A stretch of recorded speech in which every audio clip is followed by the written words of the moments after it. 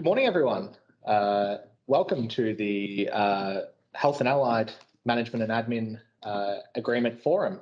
It's great to finally be here, and I'm joined by my colleagues, David Eden, the Assistant Secretary from the Health Workers Union, Cameron Granger, who is the Senior Industrial Officer from the Health Workers Union, and my colleague, Bree Marinier. We'll be working through the slides today. There's about 130 odd in total. We expect it to run around 2 to 2.5 hours. We will have about 20 minutes worth of breaks through the session for you to grab a cup of tea and for us to obviously catch our breath as well. There'll be opportunities obviously for questions at points throughout. There will be an opportunity at any point if you do have a question that you want to ask about a specific slide, you're more than welcome to put your hand up or use the chat function. Alternatively, as I mentioned, there will be an opportunity for you to ask questions through slides as the time goes on.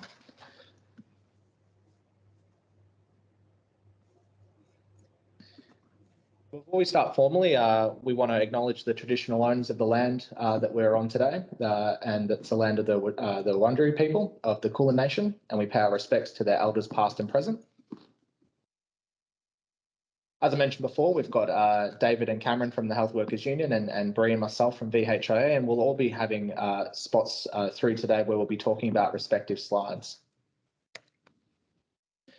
With respect to how today will be playing out, we'll have 5 sections. We're currently within the introduction section. We'll have a very brief recap on bargaining. Majority of the slides are around changes made to the agreement. We'll have a couple of slides around next steps, and there'll be opportunities throughout for questions as well. So with respect to the period of time that it takes for agreements to be approved by the Commission, it takes around 12 weeks from lodgement. And as we can see from that image on the screen, we well and truly succeeded with respect to the ballot. We had a majority of those who cast a ballot support the agreement.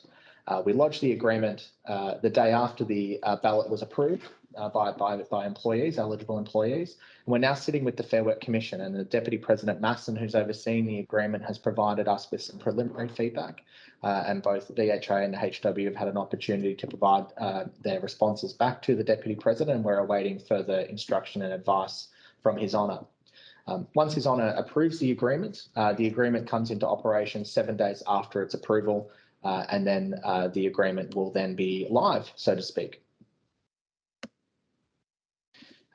We're going to separate today's slides predominantly into 3 sections, and these are the 3 sections that the agreement is separated into.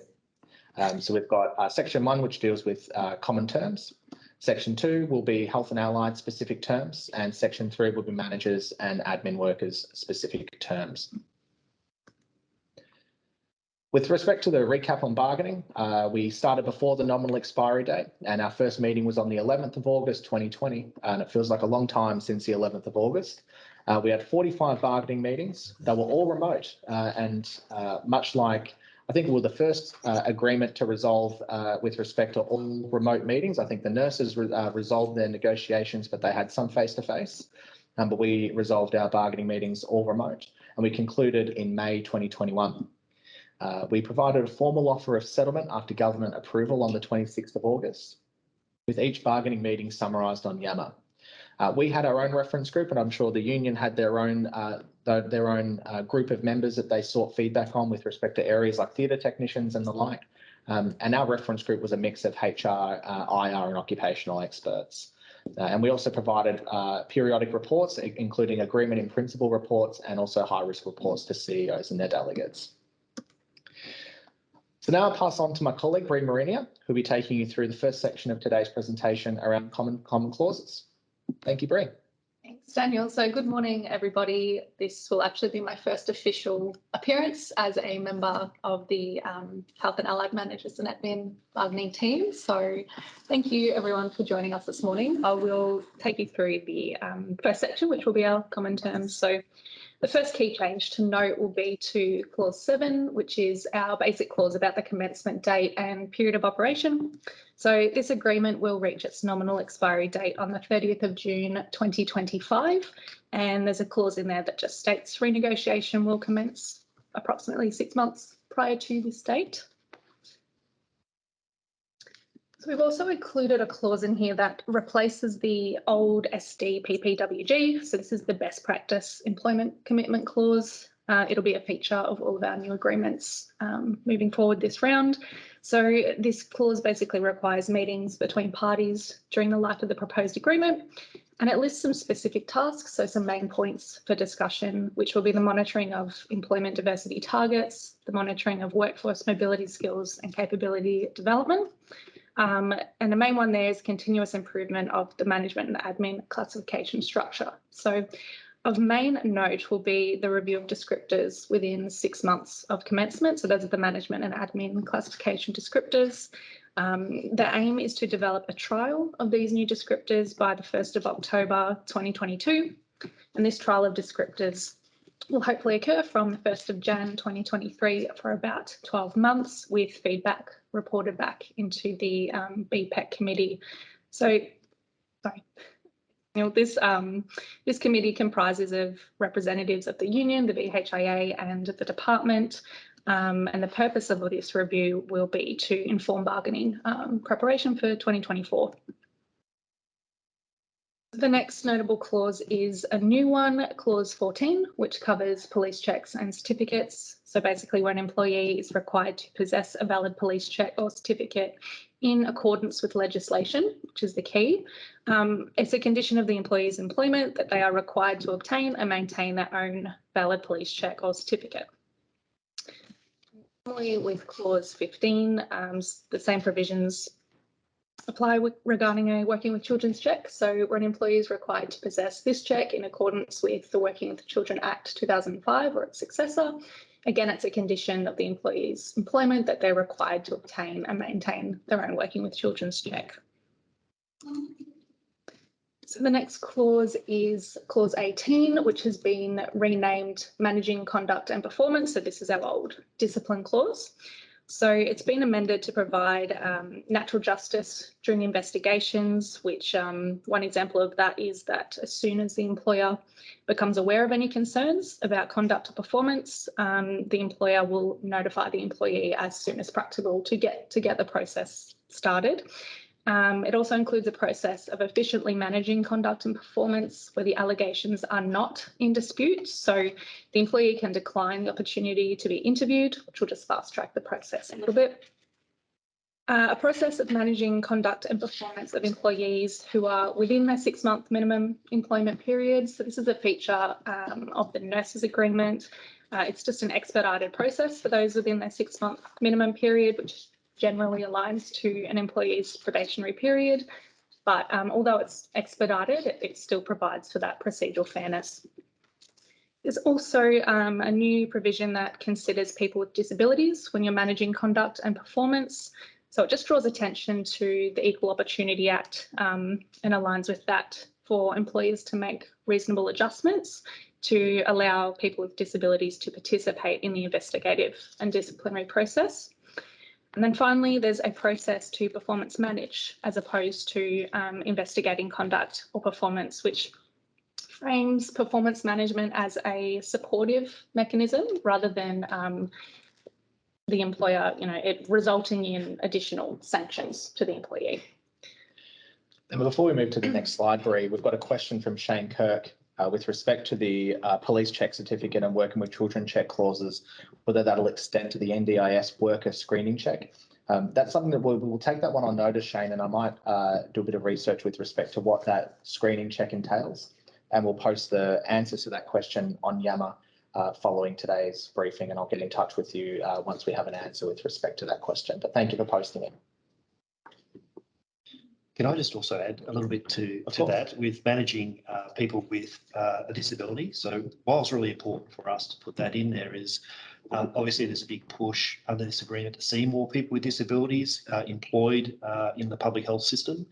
And it's really important for us to have a number of protections around their employment, and managing conduct and performance is one of those areas that we feel that you may well employ someone, for example, who has Tourette's or is on the autism spectrum, which may lead to some unusual behaviours, and those sorts of things need to be considered when managing conduct and performance. Thank you.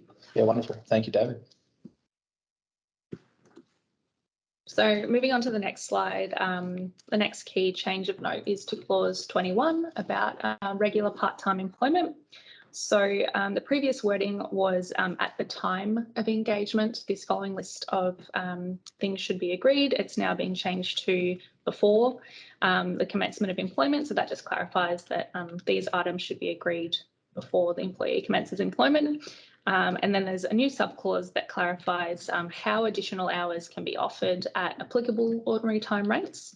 So it just outlines that, the default is that an employee is offered additional hours at the ordinary time rate, but that they can decline to work these additional hours. And if that part-time employee is then directed to work those reasonable additional hours, then overtime rates will apply. And Bree, before we move on, and I think that's a great summary, part of the reason why we had to make these amendments weren't on the basis of a union claim.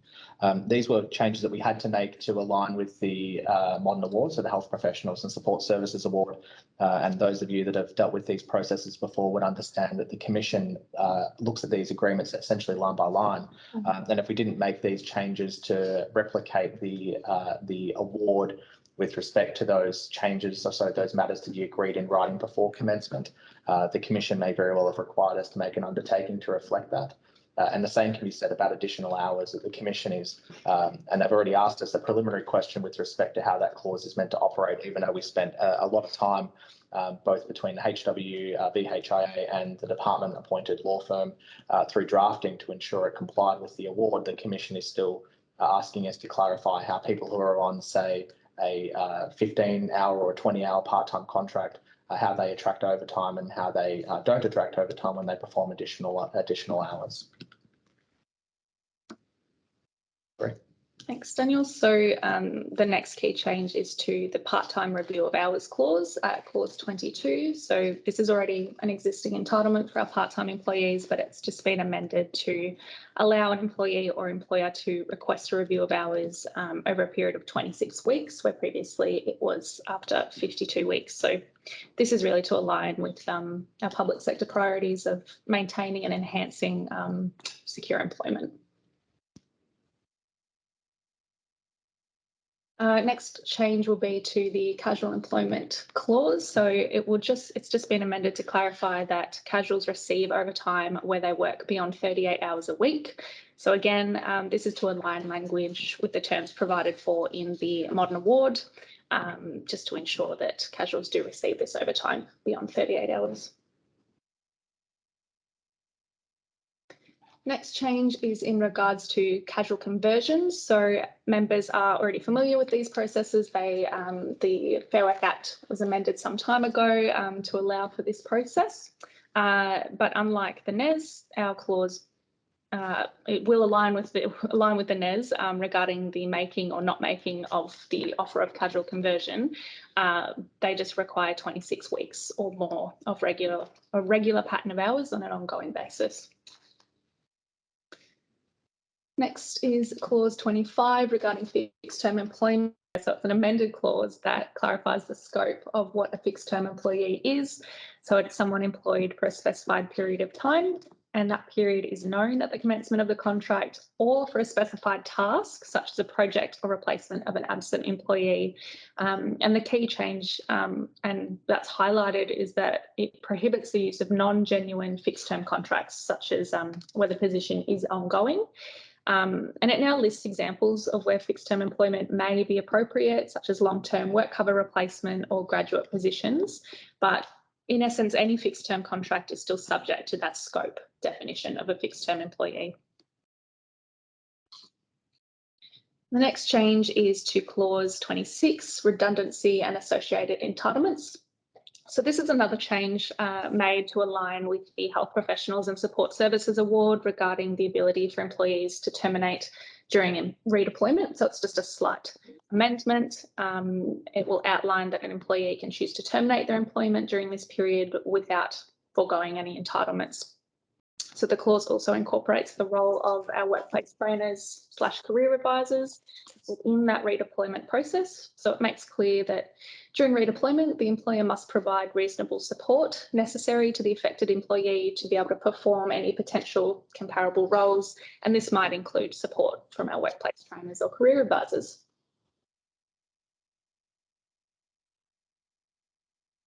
So our next change is to clause 29, payment of wages, which is just an amended clause. Basically provides some greater detail as to how underpayments should be addressed.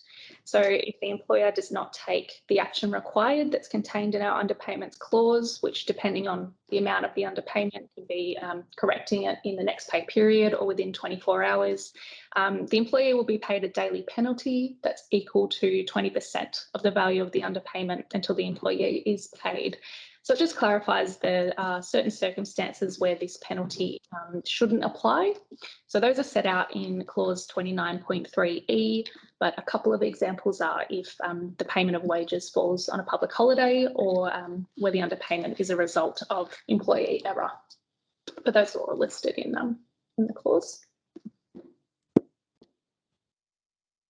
The next clause is clause 30, recovery of overpayments. This is a new clause that's been inserted that provides a process for the management of overpayments, which includes the facilitation of representation and dispute resolution. So of main note is that the scope to enter into a repayment arrangement is within the limits that are set by the Financial Management Act. And it doesn't, sorry, just a little bit of interference there, and it doesn't displace any other rights or obligations that are under that Act.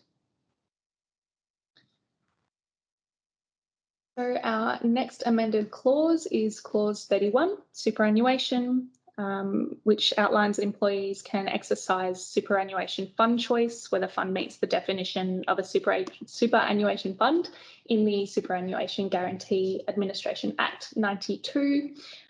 So this is really to keep up with those legislative amendments and to make sure that the agreement is modern in that respect. So superannuation payments are to be paid into the employee's nominated superannuation account on a monthly basis, and they're payable during unpaid parental leave from 1 July 2021. So this is based on the same calculation as the nurses agreement. Next major change is to accident pay. So clause 33, it's an amendment to remove the reference to lower accident pay quantum entitlements for employees receiving or entitled to receive accident pay before 1st of Jan 1981, which I think the need for that change is quite self-explanatory. It's just to modernise the clause.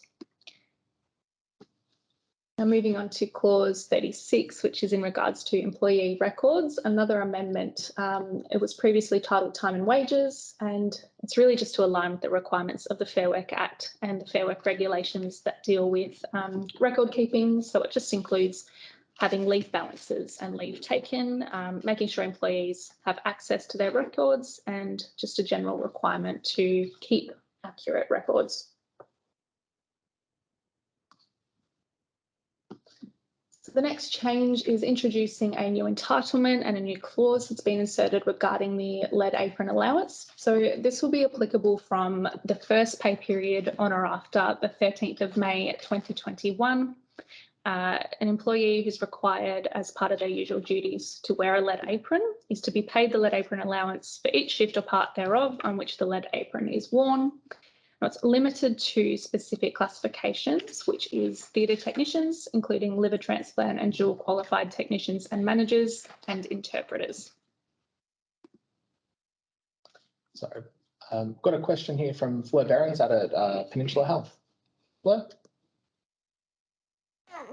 Hello, sorry, I'll see if my assistant here cooperates for my typing. I'm just wondering whether we've got a definition for this one about usual duties.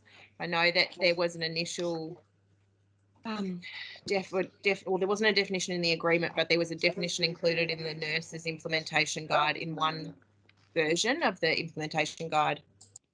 And then it was removed in a subsequent version of the implementation guide. And it's just something in the theatre space that we're having I wouldn't call it an issue yet, but just some discussion around with the ANMF about is it on more shifts than not or something different. So just wondering if that's the same for this agreement and what guidance you've got around that, like what constitutes usual duties. Might have to take this one. Thank you, Fleur, and I think it's a great question. As you pointed out, this is a replicated clause, save for the operation date from the Nurses and Midwives Agreement. And what we'd like to do is take that question on notice and have some discussions in-house. And obviously the intent would be to align it with the outcome that we reflected in the Nurses and Midwives Agreement. We'll obviously review that, share that material with the HWU, and as part of the implementation material that we'll send out around that April, and recognising there has been some challenges with members implementing this in the nurses and midwife space, that we want to provide some additional information with respect to that. So we'll be in touch and provide feedback out to members. But thank you for the question, Flo. Yeah, no worries. It's just we've found it's quite straightforward in areas like diagnostic imaging, but less straightforward in areas like theatre. Okay. And we've managed to land it pretty much right in theatre. So yeah. Thank you, Fleur. That's a great heads up, and we'll definitely take that on notice and share that feedback with the group. There was a classification group that contacted us in relation to lead apron allowance and whether they qualified. That's the anaesthetic technicians at the Royal Children's. Unfortunately, they were an oversight and they don't have an entitlement to the lead apron allowance. Great, thanks Daniel and Fleur. So the next change is to clause 40, which is the telephone allowance. So this has just been amended to facilitate the provision of a company mobile phone in lieu of paying the telephone allowance, which really just brings the agreement in line with the logical alternative to give them the phone rather than reimbursing the employee. On from section 1 is clause 41 in regards to the travelling allowance. So this just is another logical update. It provides for contemporary engine or vehicle sizes in lieu of the old PMU. So the travel allowance has a different rate depending on whether the car is less than 5 cylinders or 5 cylinders or more. And that's also been amended in the allowances table in Schedule 2C and 3C. We'll note that the motorcycles and bicycles provisions remain unchanged in that regard. That takes us about partway through the changes to section 1, and thank you, Bree, for your summary. Were there any questions with respect to that first section? I know we've had some questions and comments from both Shane and Fleur, but were there any questions or comments before we move on and continue through section 1?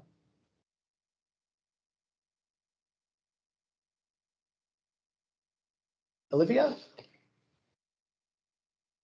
Thanks. I just wanted to clarify that the super on parental leave was on both the paid and the unpaid portion. Yes, thank you. That's a great question, Olivia. Unpaid?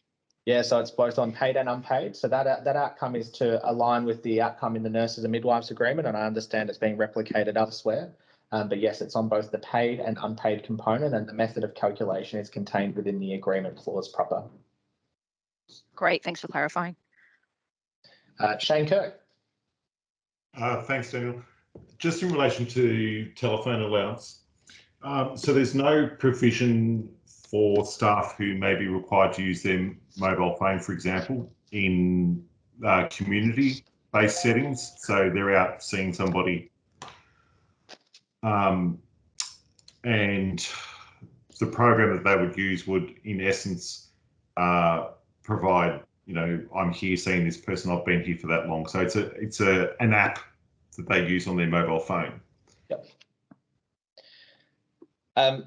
On my reading of clause 40, and it's on page 48 of the proposed agreement, yeah. It refers to where the employer requires an employee to install and or maintain a telephone for on-call or other purposes.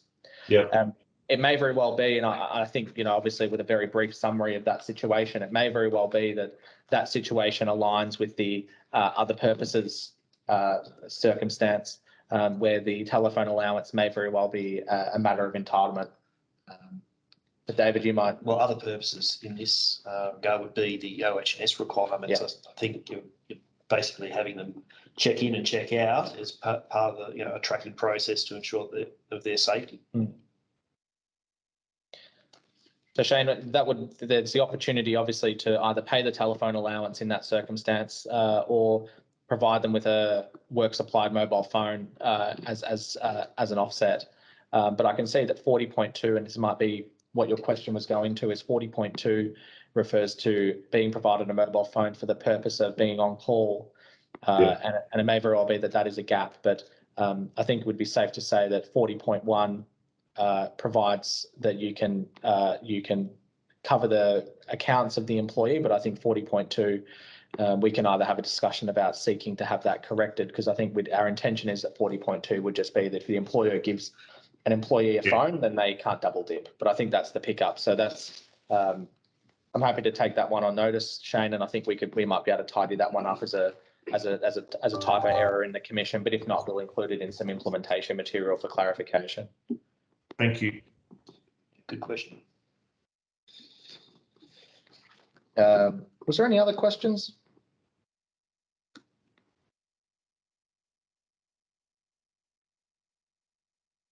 Okay. Pass on to Cameron Granger, who's a Senior Industrial Officer at the Health Workers Union. Thank you, Cameron. Thanks, Daniel. Clause 45 in regards to shift work is designed to clarify a provision of the existing agreement that has been inconsistently applied, we know, across the board, and has caused some confusion about how many times it's read, and that is in relation to those who get a permanent night shift allowance. This clarifies that people have to work exclusively night shifts for more than 4 consecutive weeks in order to qualify for this allowance. What that does is make clear that anybody who in that 4-week period who may have worked at a night shift and then goes to a day shift is not eligible for this payment. And that's where the inconsistency and confusion has been in the past. Those people will be entitled to a change of shift allowance for every time they move within 4 hours or more of different shifts. So that's just to clarify what night shift allowance is. Clause 47 is in relation to accrued days off.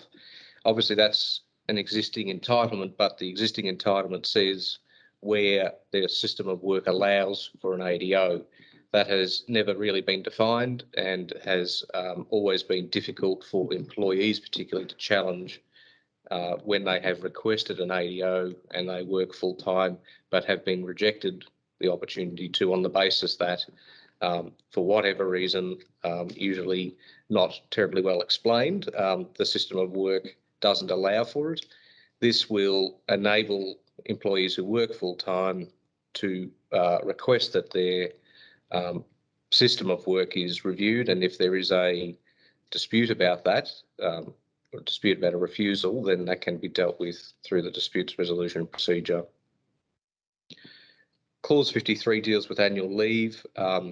This has obviously been a big part of the new agreement, that people will be entitled, instead of 4 weeks, to 5 weeks per annum for those who are not classified as shift workers, and those who are classified as shift workers will go from an entitlement of 5 weeks per annum to 6 weeks. There has been some minor changes to the language regarding nomenclature within the annual leave loading clause to address the ambiguity there, and there has been an increase in the annual leave loading cap for managers and administrative workers classification by the minimum 2% per annum set by the government. Wages policy.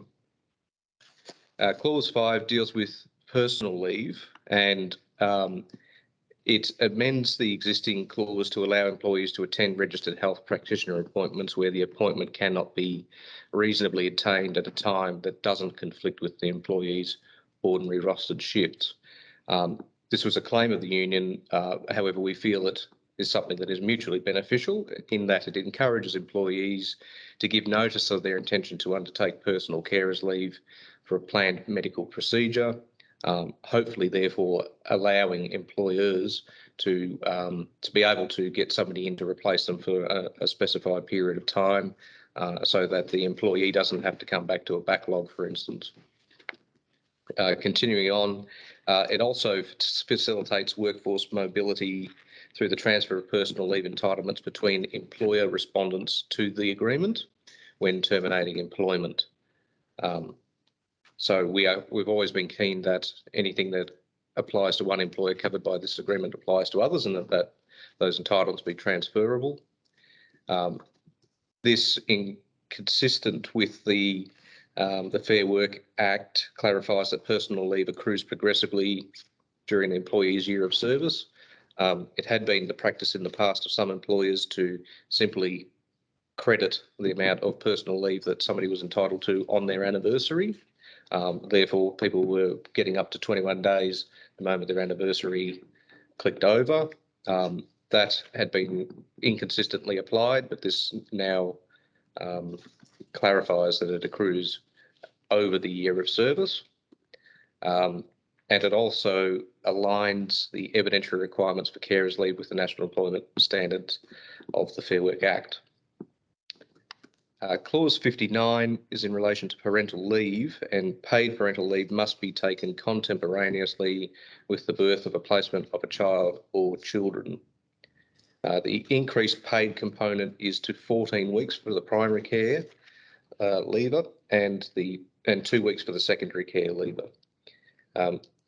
This is applicable after 6 months of continuous service with an employer, and includes NES compliance amendments.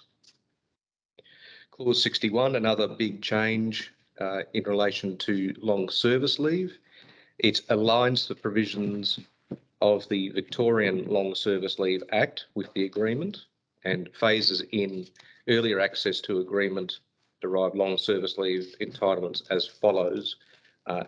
People will be able to access their long service leave at 9 years from the 1st of July 2021, 8 years from the 1st of July 2022, and 7 years from the 1st of July 2023. The definition of what constitutes service from the Act, particularly around casuals, has also been included for clarification. Clause 62, leave to engage in voluntary emergency management activities. This provides 2 weeks paid leave, prescribed activities subject to operational requirements, and that is on each occasion. Clause 64 deals with absences for defence leave.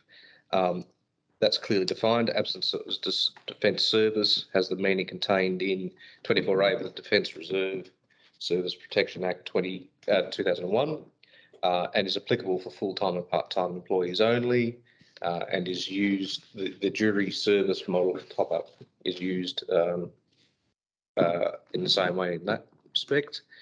Clause 65, special disaster leave. This is 3 days paid per year where personal leave is not available, and the employee is unable to attend work because their residence has been damaged or under imminent threat of a major damage, or the lives or safety of their immediate family or household members are threatened, or the closure or other unusual danger to the employee's normal travel route to work and no practical alternative route is available. Of course, the important thing to note there is that that is only accessible where personal leave has been exhausted. Clause 66, excessive annual leave accrual. This is a new one that clarifies but also guides the ability of an employer to require an employee take annual leave where they have an excessive accrual.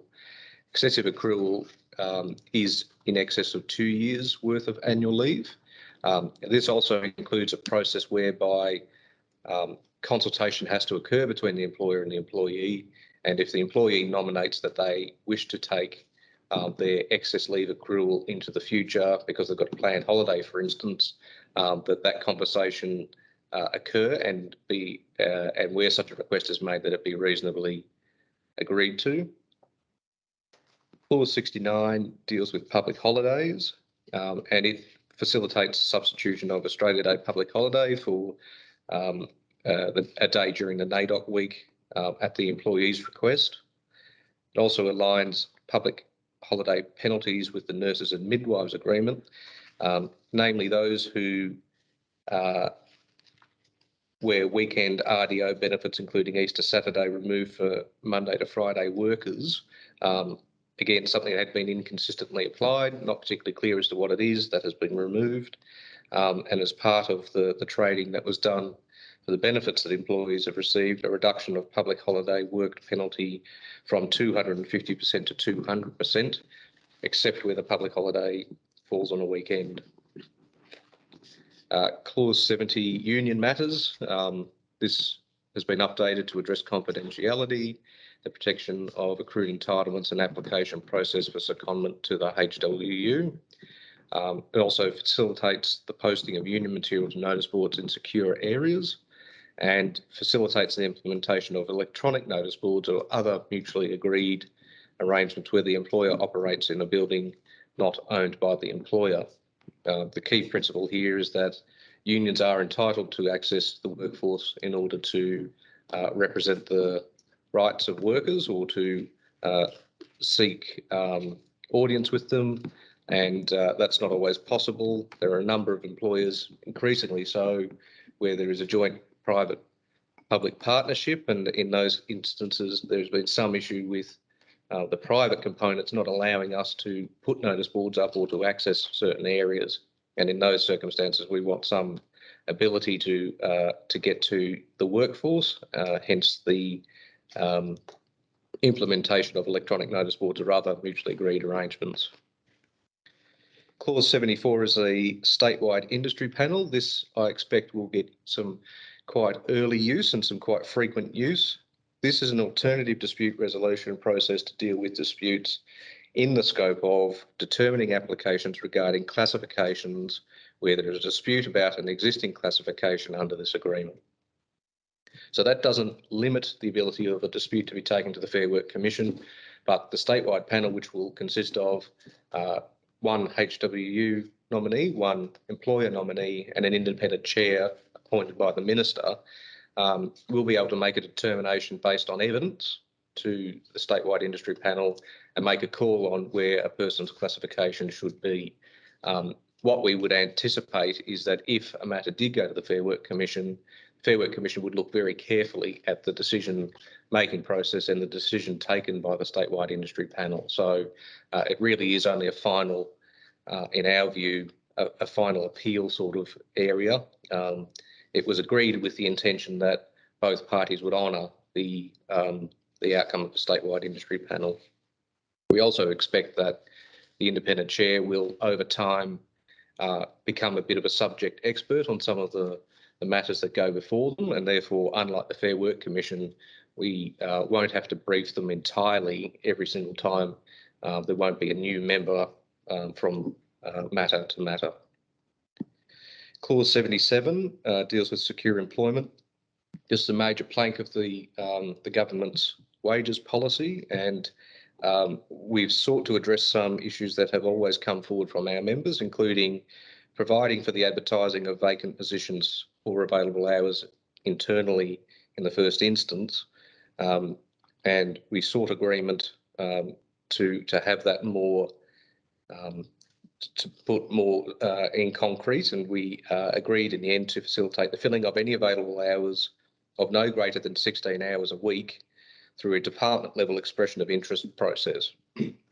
So what that would mean is that you would have to go out to the workforce in the first instance and say, these hours are available. Is anybody interested in them?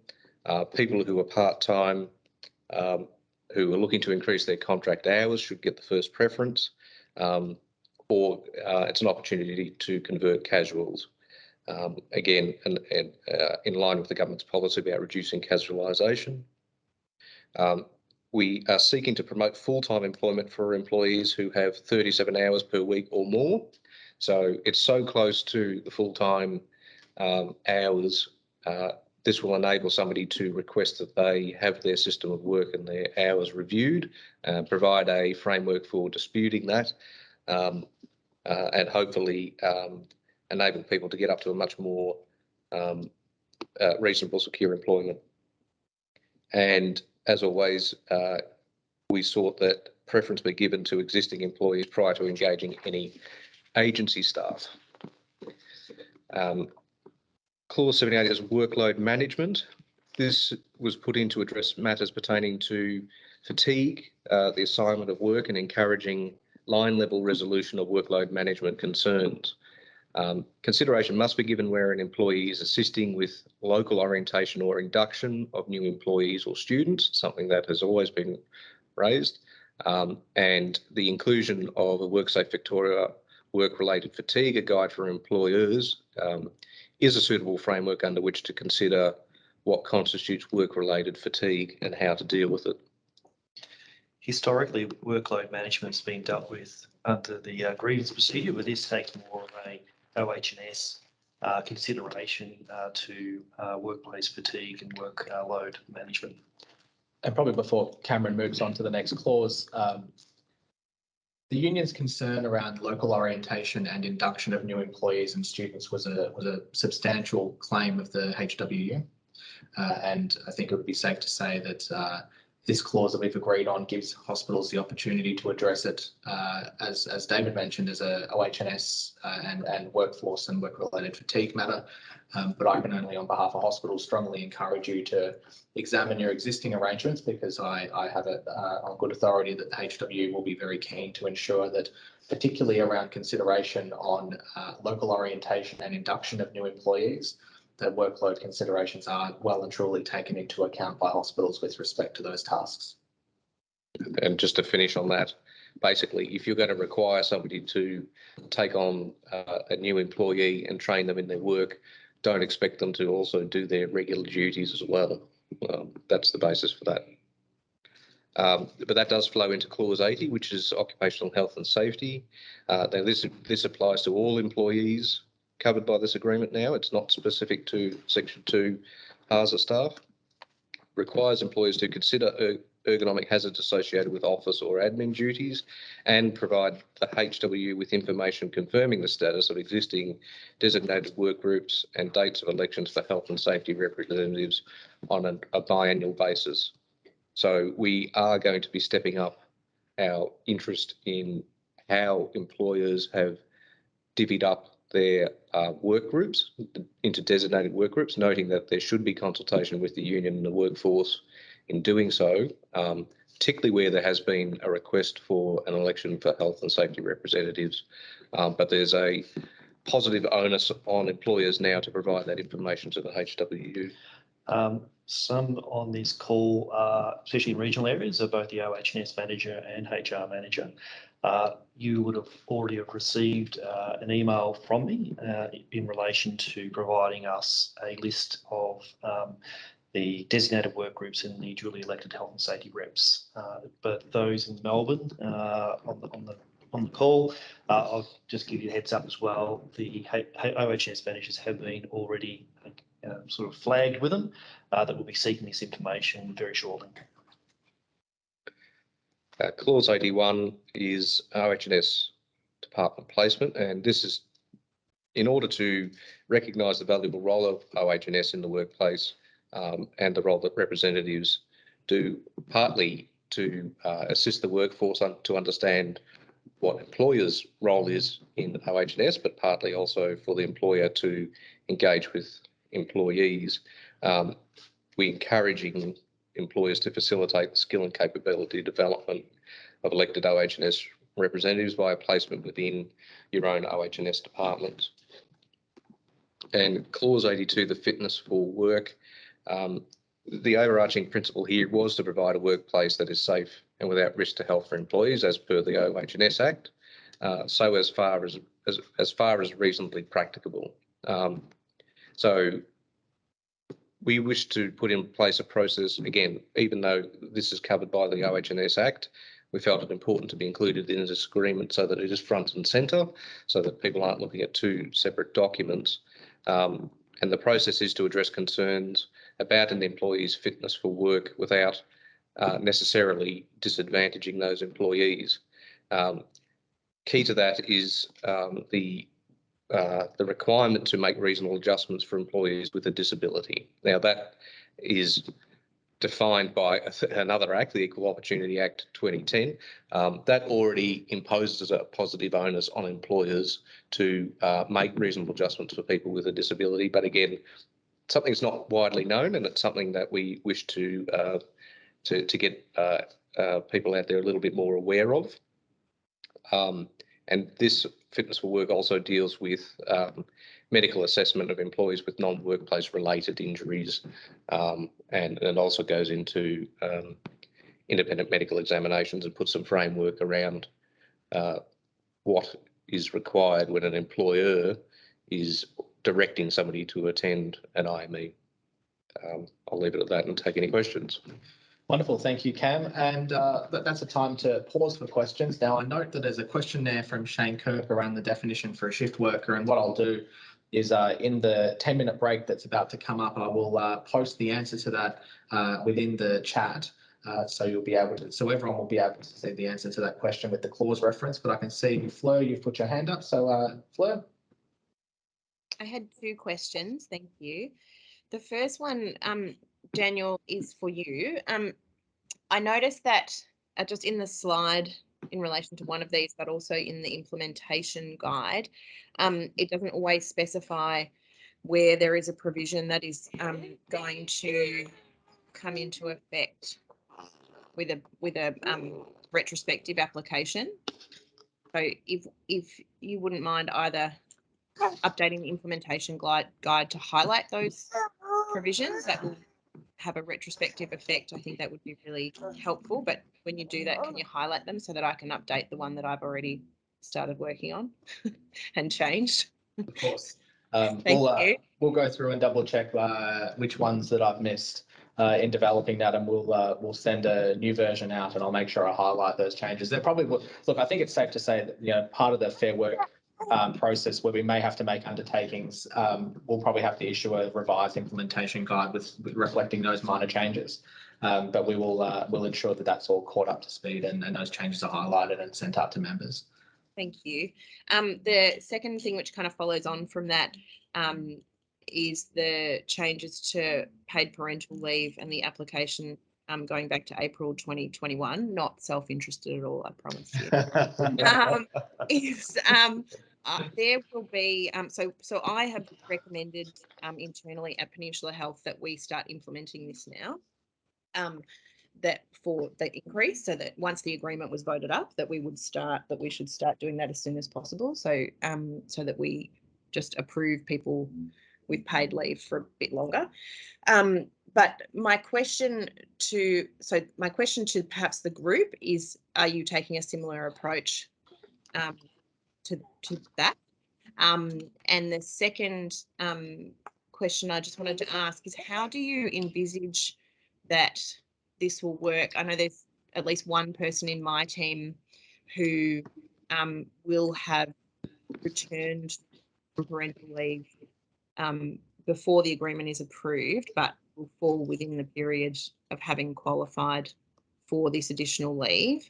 How do you envisage that works? Let's pretend for a moment that they've taken only the parental leave under the agreement and perhaps the government paid parental leave, and therefore they haven't accessed any of their other leave entitlements.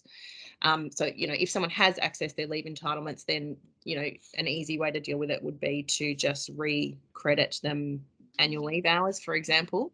But in the circumstances also where they haven't taken any of their own leave entitlements, do you see that this is a 4-week payment that we would need to make? Like, I'm just interested to understand how people are going to deal with the probably not huge amounts, but there will be a few employees, I think, that will be impacted that will have already returned to work.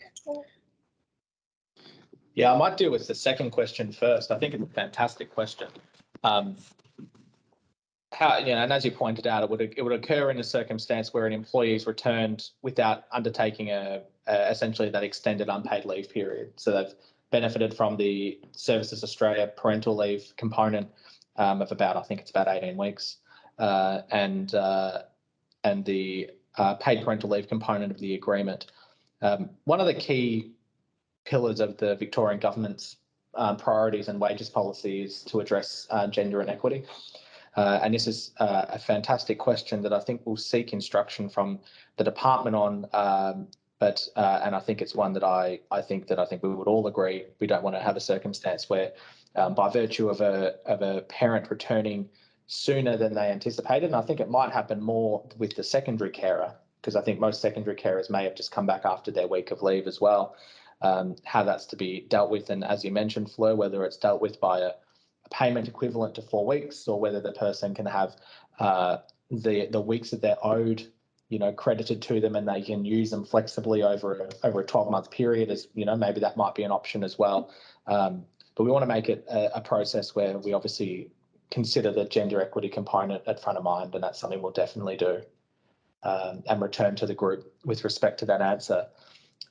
As for your first question about how to address or what other people are doing, I think it might be worthwhile opening it to the group if they wanted to provide feedback with respect to that, how other hospitals are dealing with it. But I think from my perspective, I think it's sensible to implement the agreement with respect to the parental leave component early. It's a clearly backpaid or backwards implemented term that you're eventually going to have to implement. And we've made this comment before that, and it goes to your second question, that the additional leave is not much use once you've come back from parental leave.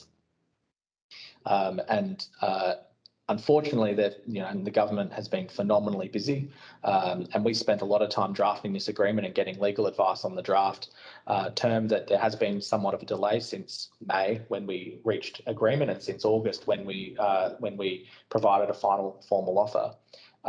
And these are natural implementation issues that we think we need to address. So I think the proposal that you've put forward around implementing the higher weeks now is a great idea, and I don't see any concern or issue with that. I think it's an idea that other hospitals may very well take on board. And with respect to your second question, we'll obviously take that one on notice. And there's a couple of other questions that have come up. I might quickly read through them because it is based on Fleur's question here. Stacey Walker from out at Peter Mac indicated they've got a few in the circumstance that Fleur mentioned in the short parental leave scenario. So someone who's taken the 1 week and returned to the workplace and how that should be dealt with. Catherine out at Royal Children's that had employees query whether they can select the dates to which the 4 weeks will apply, if half pay can apply. And I don't know whether, I'll double check, but I'm pretty sure I'm pretty sure the half pay terms would be the same as whatever terms of the agreement prescribes. So it's something that we'll definitely work through.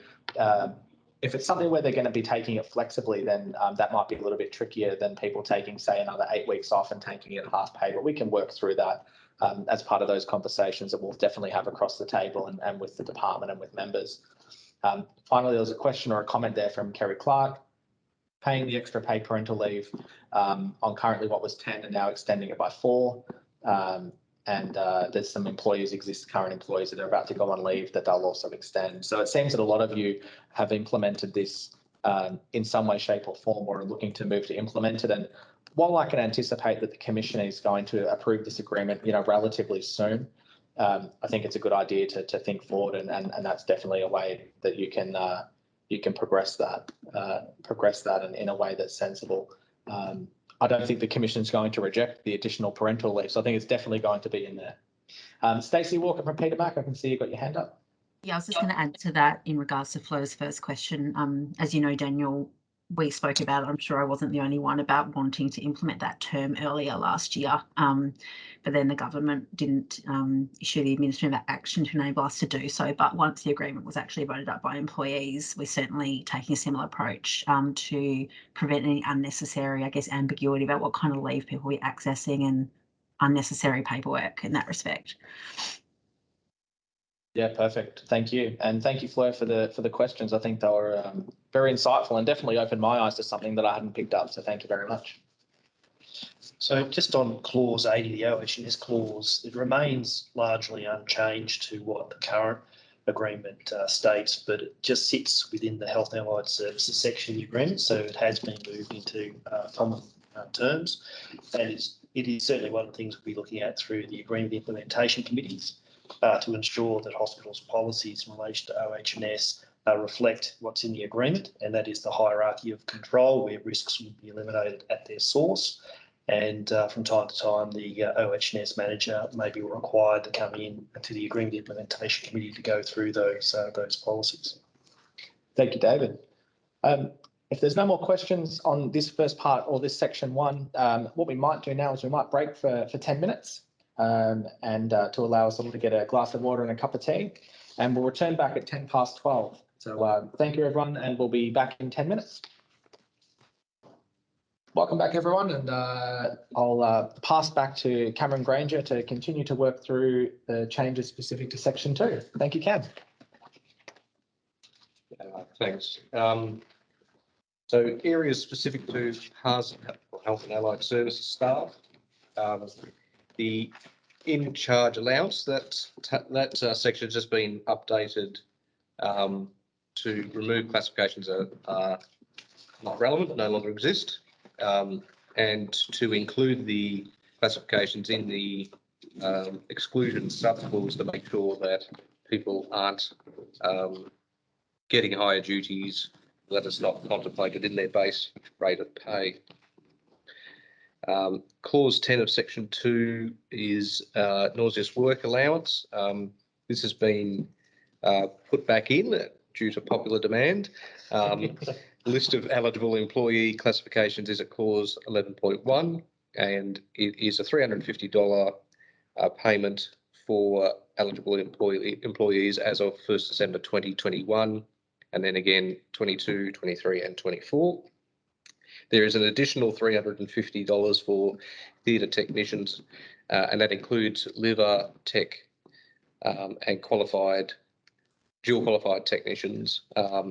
And the reason for that is that they are probably outliers in terms of the amount of overtime that they were doing, and felt that they were significantly disadvantaged by not being able to access nauseous work allowance as their time accrued. So that's the explanation for that. Clause 16, educational incentive allowance. There is a list of eligible employee classifications at 16.7, a $250 payment on the first pay period, 31st of March and 30th of September in 2022.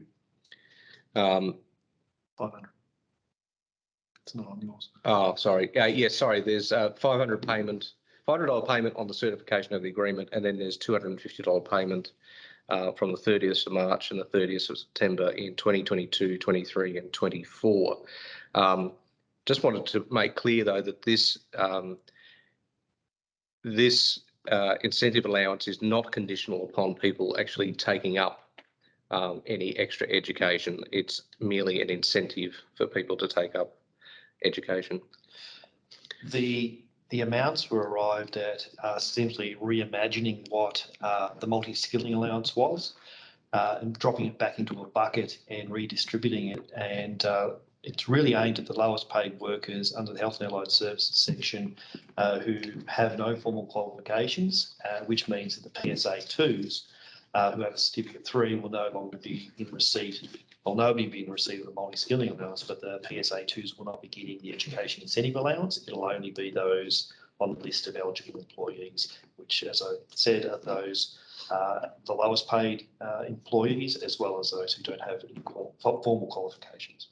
And just before we move to the next slide, just you'll see a theme through the Health and Allied Services section around workforce skills, capability and mobility. So it was a substantial tranche of the claims of the Health Workers Union were around improving education and career development opportunities, particularly in the Health and Allied Services section. So education incentive allowance is just one pillar of that.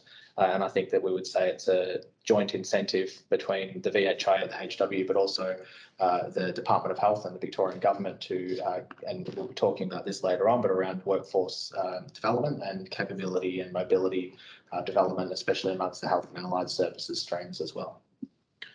And I think that's probably the best example of how the government wages policy forced us to look at some other ways to make things better for people without specifically just looking at a percentage increase. So we were sort of made to think laterally, and it's given us a good opportunity to update a lot of stuff and to fall in line with the government's policy. Clause 19 is the first of the slides that deals with Code Black, Code Grey responses. This has always been a significant issue for the Health Workers Union, and we pushed it as far as we could. Compromise position is what we have, which is a recognition that PSAs may be required to participate in Code Grey and or Black responses where appropriate training has been provided. It preserves existing flexibility by acknowledging that other general services employees within rural and regional health services may also be required to participate in the responses, given that they may have a limited number of PSAs, but they may have more other general services employees that they can call upon. The requirement is to pay Security Officer Grade 2 rates to any employee who is rostered to respond to codes grey or black. From our point of view, the incentive there really is for health services to start employing security officers at the Grade 2 level and not to utilise other general services employees in lieu of security. There is a commitment to review the current training with a view to standardising training and practice across the services. We know it's very inconsistent. Before you continue, Cam, we've got a hand up here from Fleur Berens out of Peninsula. Thank you, Fleur. Sorry, yeah, I just wanted to on this particular issue. So we have a team currently that involves some PSAs that respond to code greys, and we pay them an above agreement allowance to do that. Just to make sure I'm understanding this correctly, that for those hours that they are potentially expected to participate in that team, we would have to partially reclassify them. Just wanting to understand kind of the practical implications of that. Are you happy for me to take this one, Cam? Sure. Yeah, so thank you, Fleur. So clause 19.2 of section 2, which is on page 157 of the agreement, provides that it's a payment for the shift as opposed to hours within the shift. With respect to how you would classify them, I think it would depend, Fleur, on how your payroll, whether your payroll system would neatly allow you to either regrade them for the shift as a GF23 or whether it would allow you to provide for whether it's an allowance that would be equivalent to the difference between the PSA grade and security officer grade 2. What we didn't want to do, and there was discussions between the HW and VHIA about how best to prescribe this entitlement in the agreement, and we contemplated both the scenarios that I just described there. We think it's best, because of hospitals' limitations on their payroll systems, to allow it to be flexible. But essentially, the take home is that for the shift that they're required, that they're rostered to respond to those codes, that they get paid no less than or the equivalent rate to the security officer grade 2. How the hospital reaches that is something that the hospital can manage locally within your own payroll structure. But it would have to be something, I think, for good payroll practices, is something you would at least be able to identify that it was paid, whether it was by way of an allowance or whether it was by way of, say, higher duties with that person paid as a GF23 for that shift. Okay, thank you. That clarifies that. Thank you, Flo. Thanks, Flo. We do acknowledge that there are a couple of health services that do pay an allowance, emergency management team, or however it's called, that is above what's in the agreement, and that has been appreciated by members, but it's not universally applied, and this is what has been come up to try and address that. Continued on the next slide, clarification that code grey and black initial training and refresher training will include a physical assessment component. The parties will hold further discussion about this to determine the scope of such an assessment.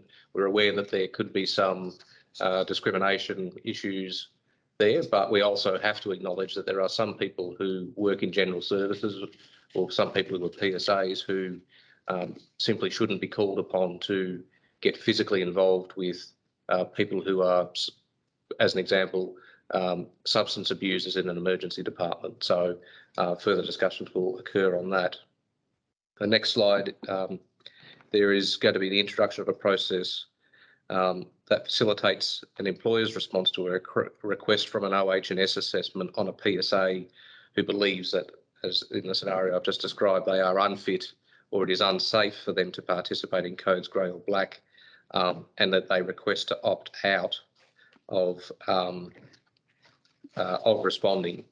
The next slide makes clear that there is a provision in this agreement that the classification of PSA staff will not be adversely affected by them opting out or their unsuitability to perform code responder duties. Before we move on, Cam, I might just add that, just for hospitals' sake as well, when we talk about someone's ability where an employee essentially puts their hand up and says they believe they're unfit or it's unsafe for them to participate. And I'll go back to that slide at slide 56. The clause is deliberately drafted to not be limited to physical incapacity. There may very well be psychological reasons as to why it may be unfit or unsafe for them to participate in code greys or code blacks. And that's something that we just wanted to point out, that there was discussions between the parties about it not being limited to physical inability, even though there is a physical checklist that forms part of this clause. The ability for an employee to self-nominate that they may be unfit or unsafe to participate in those codes is not limited to physical incapacity or physical inability, and it may include someone who has a mental health reason, for example, for that request. And I think a good example of what that might be is somebody who's perhaps been involved in a family violence issue and doesn't want to be involved in any physical interactions with patients. Slide 61 is clause 20, patient transport officer certificate allowance. And it gives effects to the agreed outcome from the patient transport review in 2018, recognising that patient transport officers who hold a Certificate 3 in non-emergency patient transport, a Certificate 4 in healthcare ambulance, or a diploma of paramedical science ambulance. Clause 21 similarly deals with security officer certificate allowance and gives effect to the agreed outcome from the security officer review in 2018, recognising security officers who hold relevant security qualification that exceeds that required for the licensing of an unarmed guard, or where appropriate, a control room operator. Clause 22 deals with the hours of work, and a significant change here is it facilitates greater flexibility in rostering of ordinary hours up to 12 hours per shift. There have been other agreements where this has gone before the Commission, and the Commission asks questions about it, and I'd imagine that will be the case here. But it does address the compliance with our health and allied, the Health Professionals and Support Services Award 2010, and also deals with fatigue management and consultation in the event of a movement towards 12-hour shifts. So can't just be imposed upon employees. There has to be consultation before and agreement before it's implemented. Clause 24, weekend work. This is the removal of broken shifts to comply again with the award. Clause 25, overtime.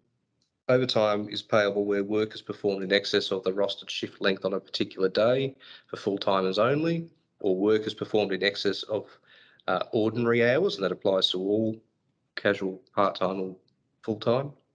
Work is performed in excess of 12 hours in any one shift, again, referring to the previous slide, or an employer directs an employee to work additional hours beyond those agreed, except where it's an additional hours arrangement, and that's for part-time staffers only, and that was dealt with earlier in section 1. Clause 29, another promotion of local workforce opportunity. So we wish to promote employment opportunities to suitably qualified and or experienced members of the local workforce to the maximum extent permitted by law.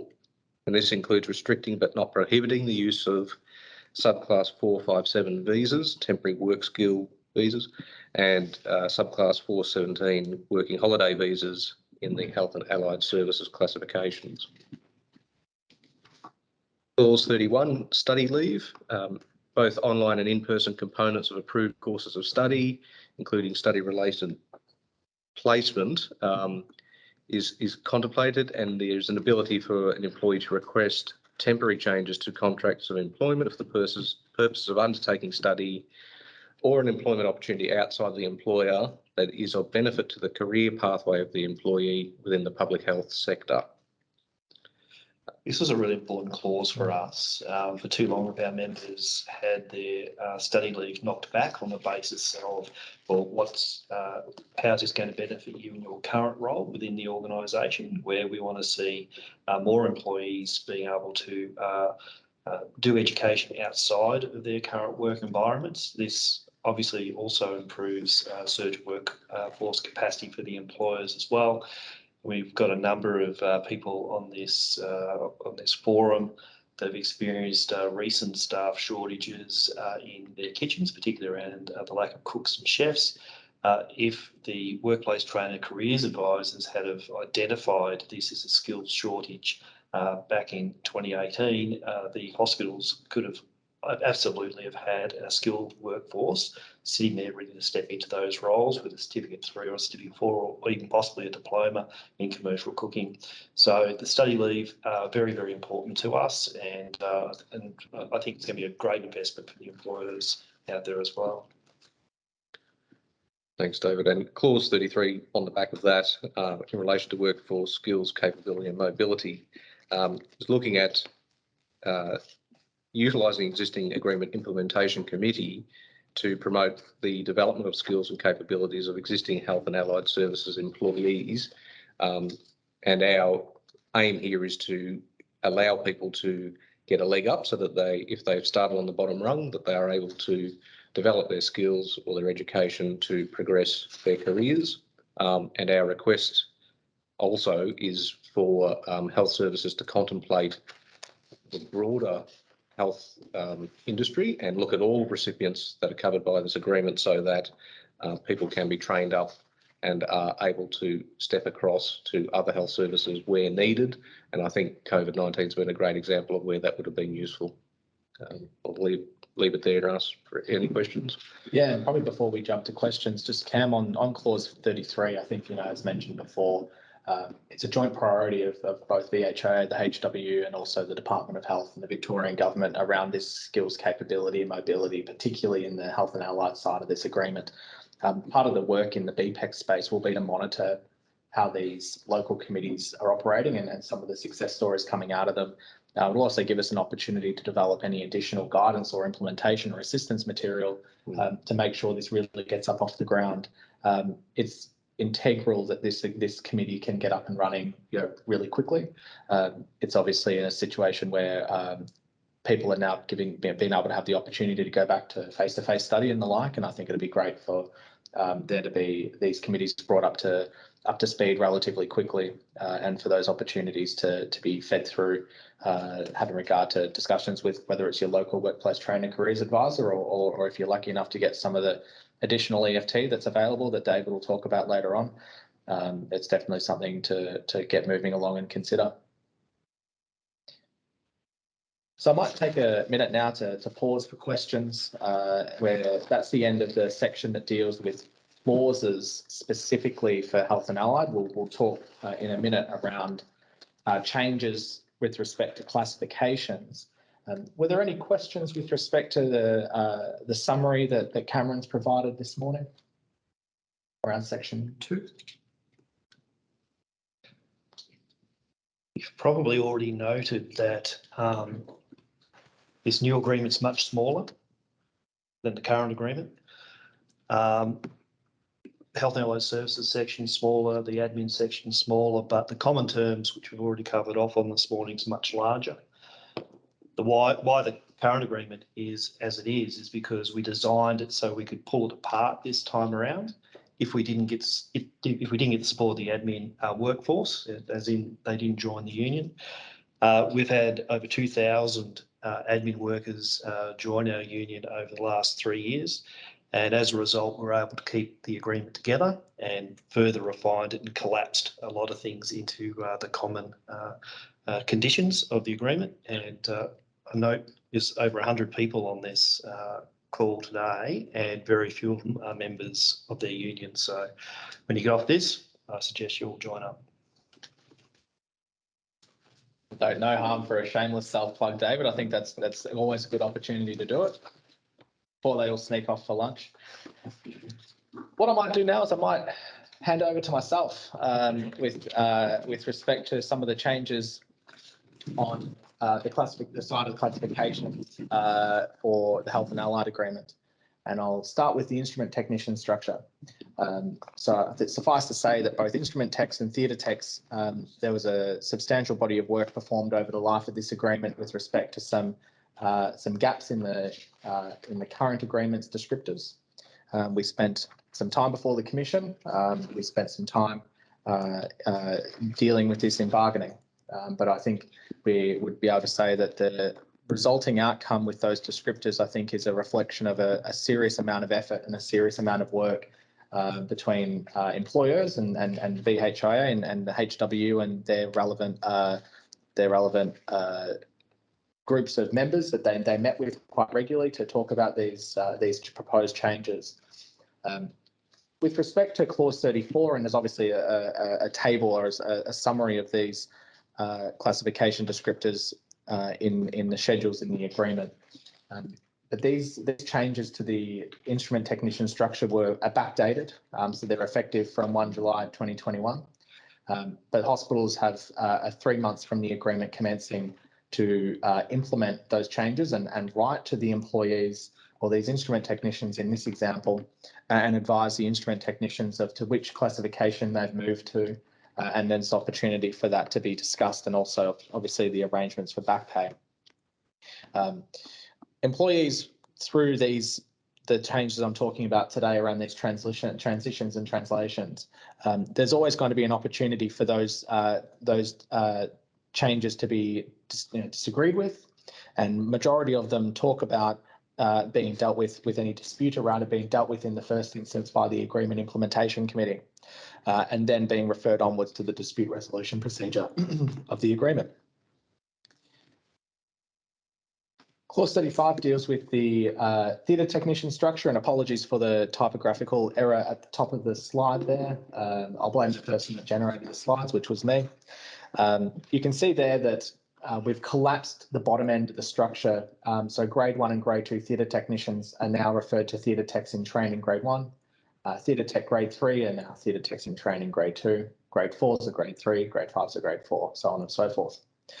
We've inserted a brand new descriptor and a brand new classification for those grade 6 theatre technicians who work in the liver transplant team at Austin Health. If you're not one of those liver transplant technicians, technologists, sorry, or someone at Austin Health, then it doesn't apply to you, so you don't need to worry about it. But it's phenomenally integral and important for that group out there, so we're glad to have been able to insert that into the new agreement. Dual qualified? Yes. I'll go back to instrument technicians. David's just reminded me about the dual qualified technician, which is a new classification, which I neglected to mention. The instrument technician grade 6 descriptor in the current agreement is in essence reflecting someone who is qualified in both sterilising and operating theatres. So we've created a new descriptor called dual qualified technician, as you can see on screen, and that'll be the direct translation for anyone who is classified currently as a grade 6 instrument technician, but also for anyone who is a dual qualified technician as prescribed in the descriptor. It makes sense, particularly in regional areas where you've got a theatre on call to have some dual qualified technicians out there. That's why we've developed or further developed the descriptors around the dual qualified technician. So I'll jump now to clause 36, which is the transition of all other employees. This classification KM1 has always been a real tricky one for the HW and VHIA when it comes time to lodge the agreement with the Commission, and often we have to try and distract the member about this is really not used that often, and we know it only pays a line to the level 1 of the Modern Award, but this is something that unfortunately the Commission, we obviously sought legal advice with respect to this, but I think both parties really genuinely understood that the time had come for this all other employee KM1 or descriptor or classification to meet its end. One, I think it creates substantial better off overall test risk, but also I think that it's something where our agreement is pretty comprehensive with respect to classifications, and on that basis there's a 2-stage process. First of all, from the commencement of the agreement, this KM1 classification can no longer be used to classify any new employees or to reclassify any existing employees. If you've got a current employee that's being classified as such, they can't be classified beyond 12 months. So there's going to be a process with respect to that in the agreement. You'll see in clause 36 there's a process that the hospitals will need to undertake to move them to the correct classification. But there are some carve-outs. So what we did receive feedback from hospitals is some of you are using KM1 classification for people performing some COVID-19 work. And the classification, so the descriptor in the agreement at clause 36 does facilitate the continuation of that classification until the COVID-19 pandemic ceases, which is, hopefully very, very soon. And that'll be something that, over the next, I'd say, 6 to 12 months, once we're implementing this clause 36, we'll obviously be in further conversation with the HWU and obviously guided by the government's continual state of emergencies. But once that ceases, there'll probably be a movement with our assistance and the HWU's oversight to moving all those remaining COVID-19 based work that are classified as KM1 across to a correct or respective classification if they're remaining on board with your health service. We've done a big body of work with respect to some reform in food services, and this was again a major claim, and the same in general services, essentially a major claim of the Health Workers Union, and something that we developed some reference groups in particular, and one of them was a food services and general services operational reference group, and obviously we thank our reference group just more generally, but also some of our operational reference group attendees for guiding at the time Maria and myself in some of the more specifics around the work that's being done here in these areas. And one of the changes that we've made here is some minor changes to the descriptor for food and domestic services assistance, which includes the loading and operating of dishwashers and the preparation of basic meals. You can see there that we've moved or created a new classification, which is a direct translation as provided on screen. And we move now to cooks. And again, cooks is an area, and David mentioned earlier around there being some workforce shortages in regional and rural areas at times with cooks and chefs. The union wanted to pursue what was at the time a complete rewrite of the second cook and chef structure. And unfortunately, we did run out of time. But what we were able to address is aligning the 7 classifications under the cook structure with a 3-tiered structure, which provides for greater clarity around where people are to be employed. One thing we were able to achieve with the second cook and chef classifications was a wages alignment of all those grades over the life of the agreement. So when we do get around to looking at the definitions, wages aren't going to be one of those things that factor into the outcome of those negotiations because the wages have alignment. And that takes us neatly to clause 37, which is that review of the second cook and chef structure that David mentioned. So one thing that's been done through the negotiations is to try to the greatest extent possible to align health and allied services employees to one of 8 wage skill levels. And that's been reflected here, and you'll see in the wage table for second cook and chefs that has been achieved over the life of the agreement. So as David mentioned, when we get to the next bargaining round in what seems like not so long time, really, we'll be able to really just talk about the classifications and not spend a huge amount of time talking about the wages. With respect to the food services structure, we'll move on to the food services supervisor. So there were some amendments, and the union sought for food services supervisors and general services supervisors to receive a above Victorian government wages policy increase over the life, which we achieved. What the employers sought and what VHIA sought was some additional expectation around them being required to possess and maintain some additional competencies. And that included allergy management competencies for the food service supervisor, but also the qualification level 2 food safety supervision. As David mentioned before, there is some expansion of study leave support, and this is an example where if you've got a food services supervisor that doesn't possess that qualification and the employer requires that employee to obtain it, then study leave support will be provided to that food services supervisor to obtain that qualification. On the topic of food, we'll keep on with food monitors, and we'll talk shortly about general services supervisors in the same ilk as the food services supervisors. But with respect to food monitors, they have obviously a phenomenally important role in the hospital, and they are really the food services area's patient-facing role, dealing with people that need specific meals and specific dietary requirements. And one of the requirements that we'll need that's set out in the new agreement is for them to have allergy management competency and some competency in allied health around dietetics and speech pathology, and exceptional customer service skills. As mentioned before, they are often the patient-facing component of our food services areas. And we think it's important as part of their additional wage increase above the wages policy for them to have those additional competencies. So moving to general services. We've done a big body of work in general services as well as food services.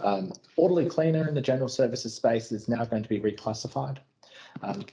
You would have heard earlier, we've got patient transport officer classifications that came in as part of the review in 2018. What we've generated here is essentially the bottom end of that structure will now have patient transport assistants at that grade 1 and grade 2 level, which is aligned with the former orderly classification. And that provides that genuine career pathway for someone who is a patient transport assistant who may very well not have a qualification and over their career may hopefully obtain a qualification through the study leave support and maybe through the government's free TAFE and obtain a classification or a position within patient transport officer and continue to move through the structure.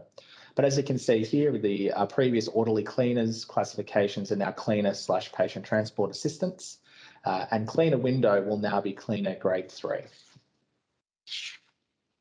We've also just aligned some classifications across.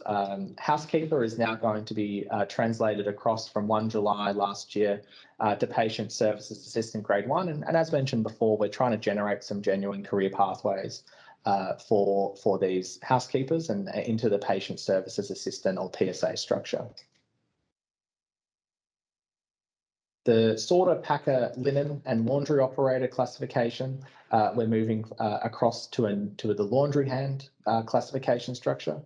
So again, this is moving some existing classifications across under one larger classification group.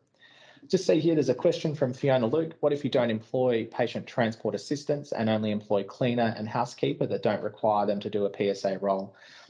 So as currently, you would have seen that the current agreement provides that classification for orderly/cleaner. And that's the classification for the work that they do. And that'll be the same for if you've got someone who's just doing general cleaner work, you would be classifying them currently as orderly/cleaner because that's the classification for them currently. They would just become cleaner/patient transport assistant. So they'll continue to perform their cleaner duties. That wouldn't change, but their classification would.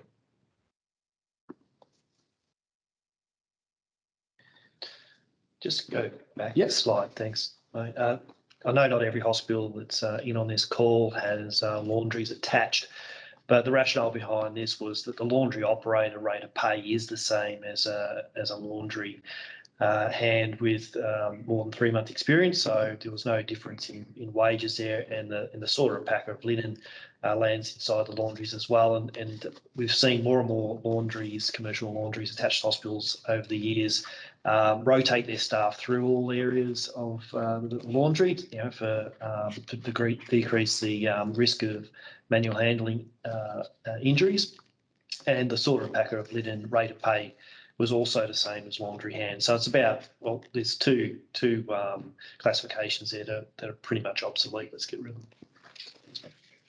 Thank you, David.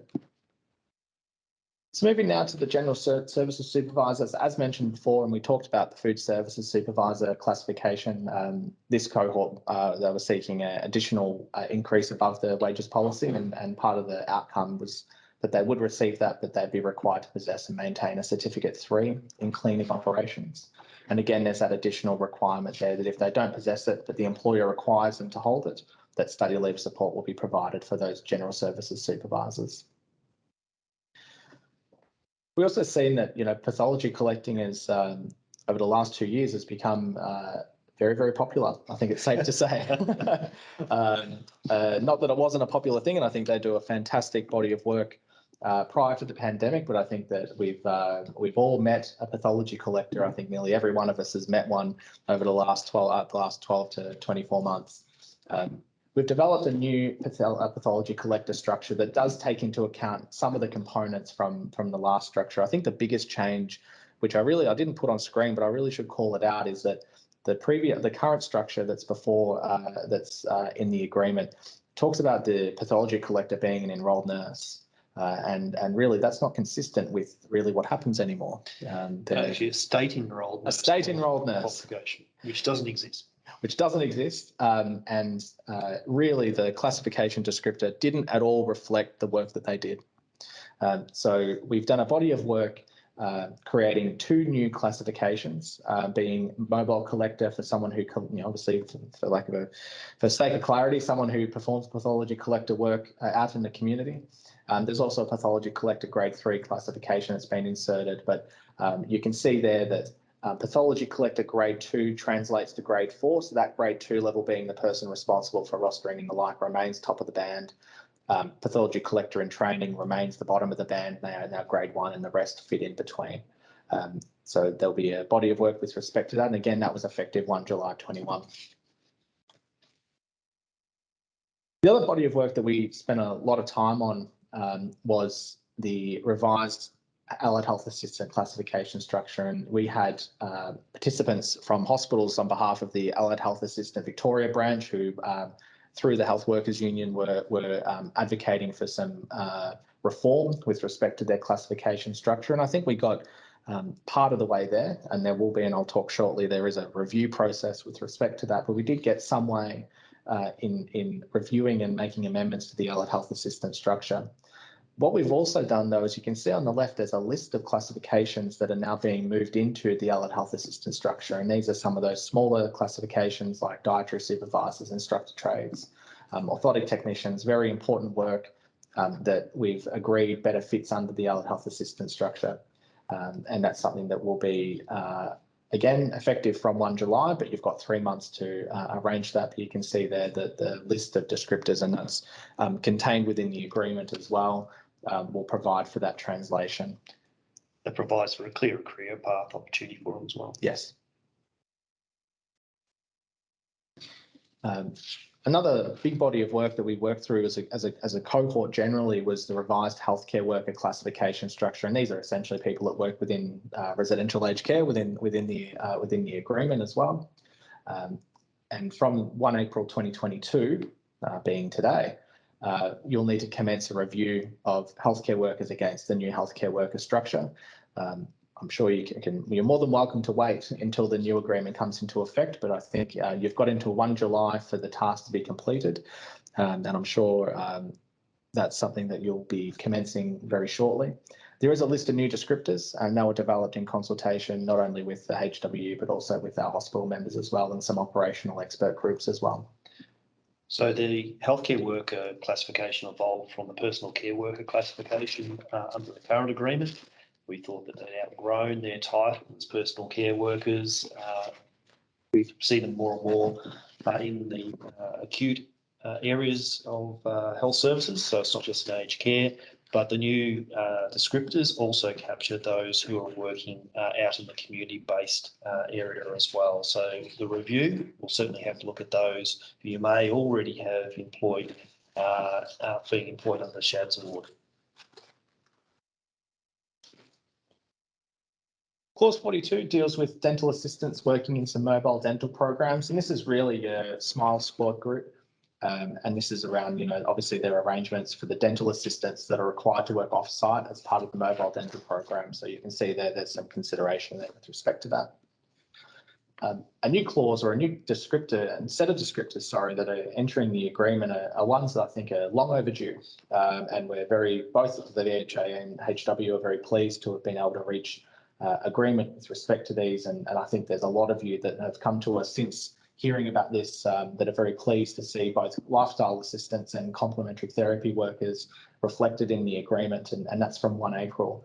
There's that review, much like the healthcare workers, to assess whether the new descriptors for lifestyle assistant or complementary therapy workers better align with some of your existing employees. What we've found and what we understand is that particularly lifestyle assistants, people are employed as lifestyle assistants, but the classification structure in the agreement never really referred to that work. So we're really pleased to be able to get that into the agreement.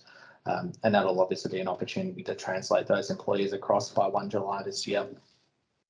Complementary therapies classification, this actually formed part of our claim, the current agreement. From what I can understand, it was laughed out of the room. I was very disappointed when I visited hospitals to find that some hospitals have actually got complementary therapies areas inside their hospitals, and when making inquiries as to who was working in those departments, to find out that there were nurses working in there was very frustrating. You do not have to have a nurse qualification to have these complementary therapy qualifications, and we'd like to see more of our existing members and employees working in the health sector given an opportunity to perhaps exercise their qualifications in complementary therapies. You'll see Reiki masters, for example, working in the UK in cancer wards, and in the United States you'll even find Reiki masters working within the theatre environments. Now, that might be all a bit of a bridge too far for you guys at the moment, but I think there's definitely a role for complementary therapy workers within the hospital, and it might not be just treating the patients, but also your staff as part of a wellness program. Yeah, couldn't have said it better myself, David. I can see there's a hand up there. Fleur out at Peninsula. Thanks, Daniel. I was just wondering, and because I haven't checked, but whether the lifestyle assistant classification has also made it into the mental health agreement.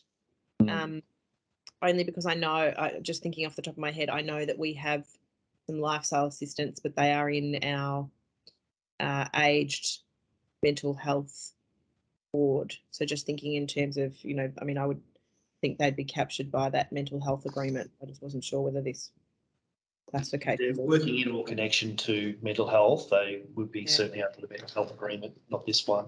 This is primarily for aged care facilities or organisation of aged care facilities attached. We understand leisure and lifestyle people are being paid all over the place. Some of them might be enrolled nurses, for example, have suffered a workplace injury and have moved into the leisure and lifestyle position and continue to be paid as enrolled nurses. We're pretty sure that some are being paid as healthcare workers, whilst others are being paid as allied health assistants, or also the instructor trades qualifications as well. So they're all over the place. So it is going to take a little bit of unpicking to implement the new lifestyle assistant classification. However, we wouldn't want to see anyone suffer any reduction in wages as a result of the introduction of lifestyle assistant. For example, the enrolled nurses who may have suffered a workplace injury and continue to be paid as enrolled nurses, but are working as lifestyle assistants. And Fleur, to go to your question, I'll have to have a look at the mental health EBA. I wasn't asked to provide a copy of that descriptor across to that agreement group. So if I was going to look, I can check too. I just haven't for I don't think it is. And we're in the unique position that our only aged care service is a mental health aged care service, so it's a little bit unique. Okay, that's right. I can check that as well. Thanks. But I'd say it's very unlikely that it made its way across. Yeah. Okay. Yeah. Cheyenne's asked a question in the chat whether lifestyle assistant would capture the likes of those working in social support groups. What I'd suggest, Cheyenne, is page 223 through to page 235 of the agreement that was put out to ballot contains the descriptors for lifestyle assistant. It does capture, duties like activities and diversional therapy, planning and implementing activity programs, and maintaining and documenting leisure and lifestyle care plans for each resident. I don't have a huge amount of experience within that, residential aged care space. So, someone else online may very well be, or a lot of people online be well and truly across it. I think the question went to outside of residential and like day centres. Is that... Yeah, Cheyenne, are you able to unmute yourself? If you can't, that's okay. I know you've typed in a lot of your questions this morning. Oh, can you hear me?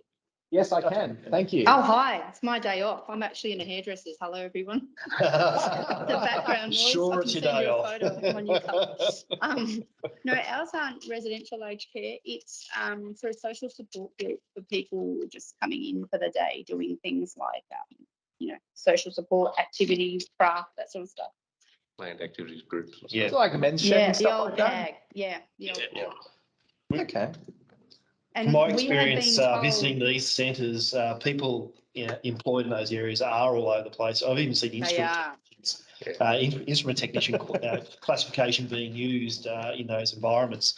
I think it would make absolute sense for the lifestyle assistant classification to apply to them. I know that through our discussions in bargaining, David, you mentioned that some of the men's sheds that hospitals in the regions we're operating had instructor trades within there, and it might be that those areas become a very much a mixed bag of classifications, and this might provide that opportunity. But look, Cheyenne, it might be one we take offline and see whether it can fit within that more social sphere as opposed to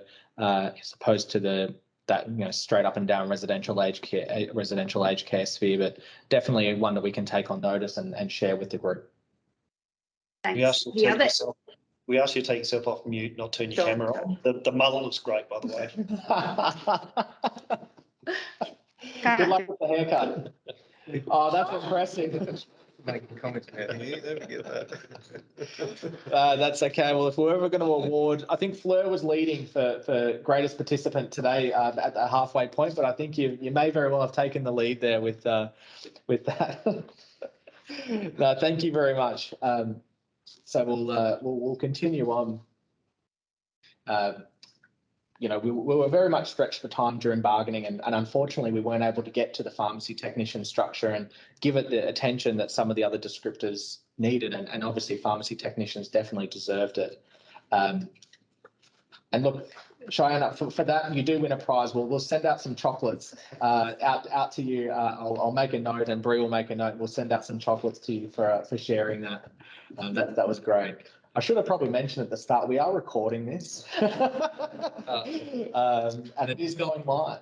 No, but thank you.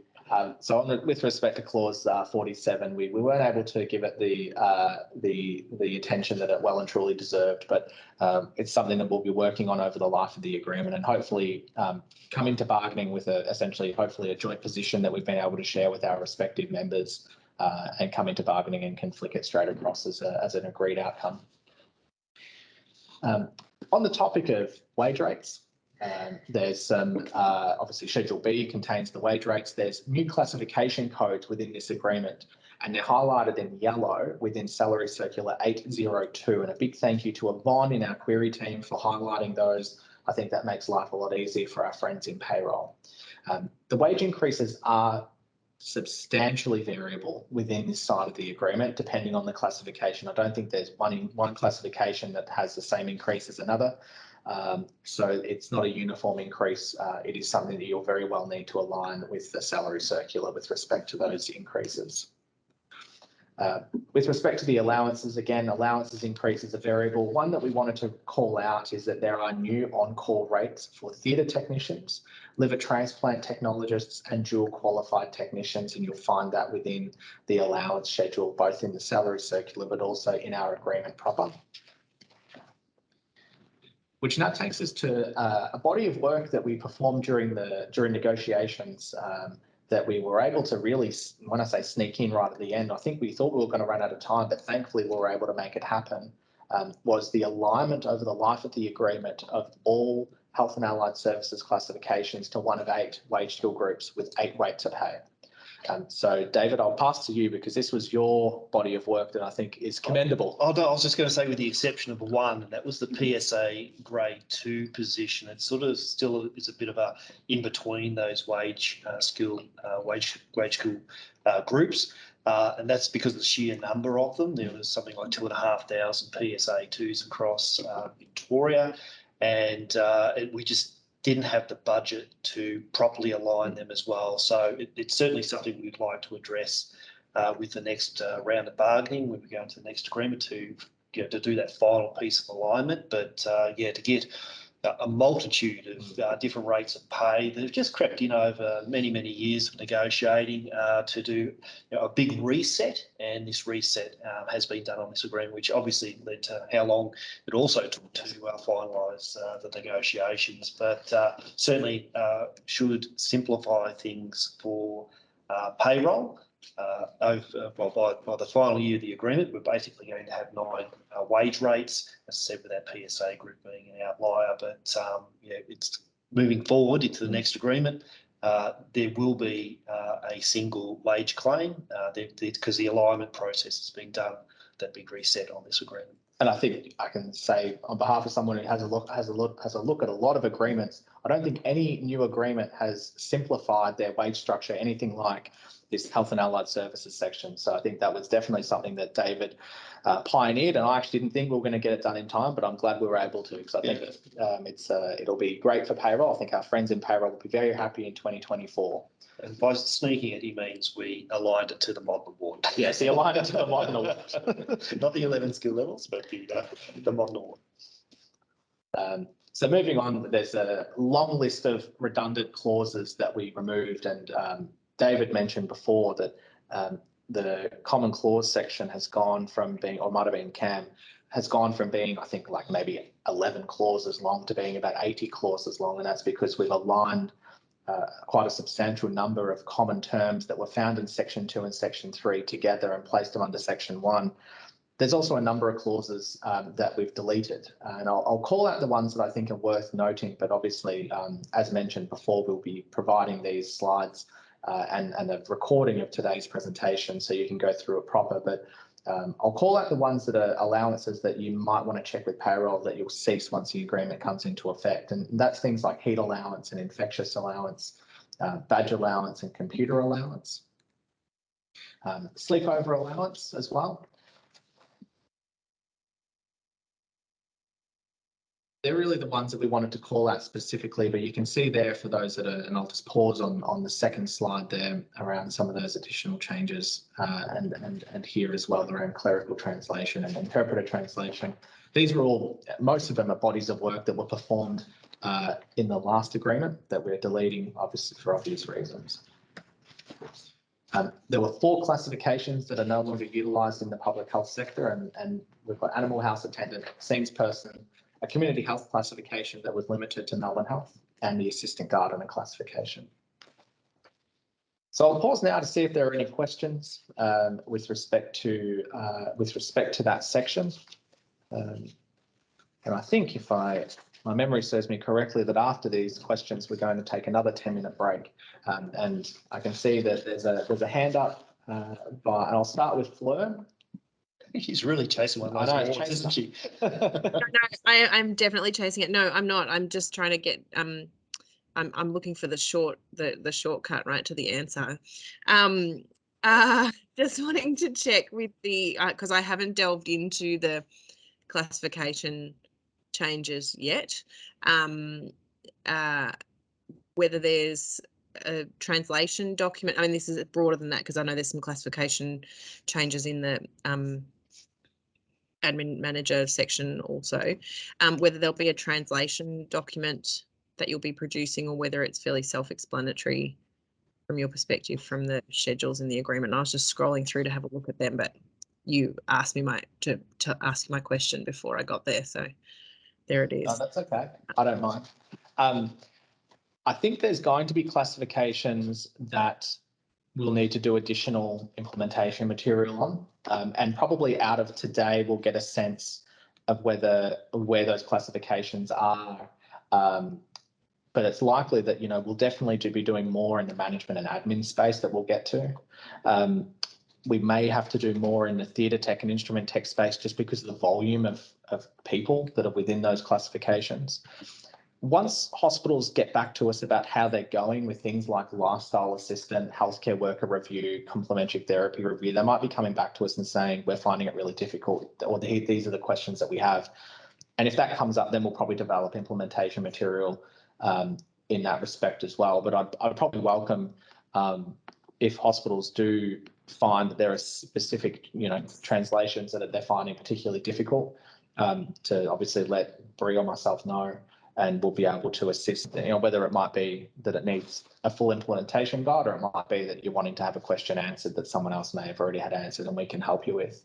Yeah, and I suppose put out there right from the beginning that it would be my preference, and I don't know how everybody else feels about this, but that we just have a fairly codified translation document on all of the translations from you. You're going to lose points in the chocolate race if you're asking me to do more work for them. I know. I'll sacrifice no, that's fine. because it will mean that I have to do less work, Daniel. I'll make a note of that. And that, like, just to avoid any ambiguity and services doing different things, like there's a lot of communication amongst the groups, and then, the union, might have a view that, well, one hospital's doing it this way and we prefer the way that they're doing it as opposed to the way that you're doing it. So I just think from my perspective, particularly when you're dealing with any kind of translation process, it would be very helpful to just have for all of them, like even and as I said, I haven't had a good look at the, translating the 11 into 8. But even that, like just even if it is straightforward in the agreement, to just have, a translation guide that deals with all of them would be really helpful. And I think that will serve us better in the long run. I think it's probably a lot of the work can be done just for the straight translation, just by looking at the wages table that actually spells a lot of the clearer stuff out. But maybe that will serve as the best basis for which to move on to some of the stuff where there is a bit of a grey area.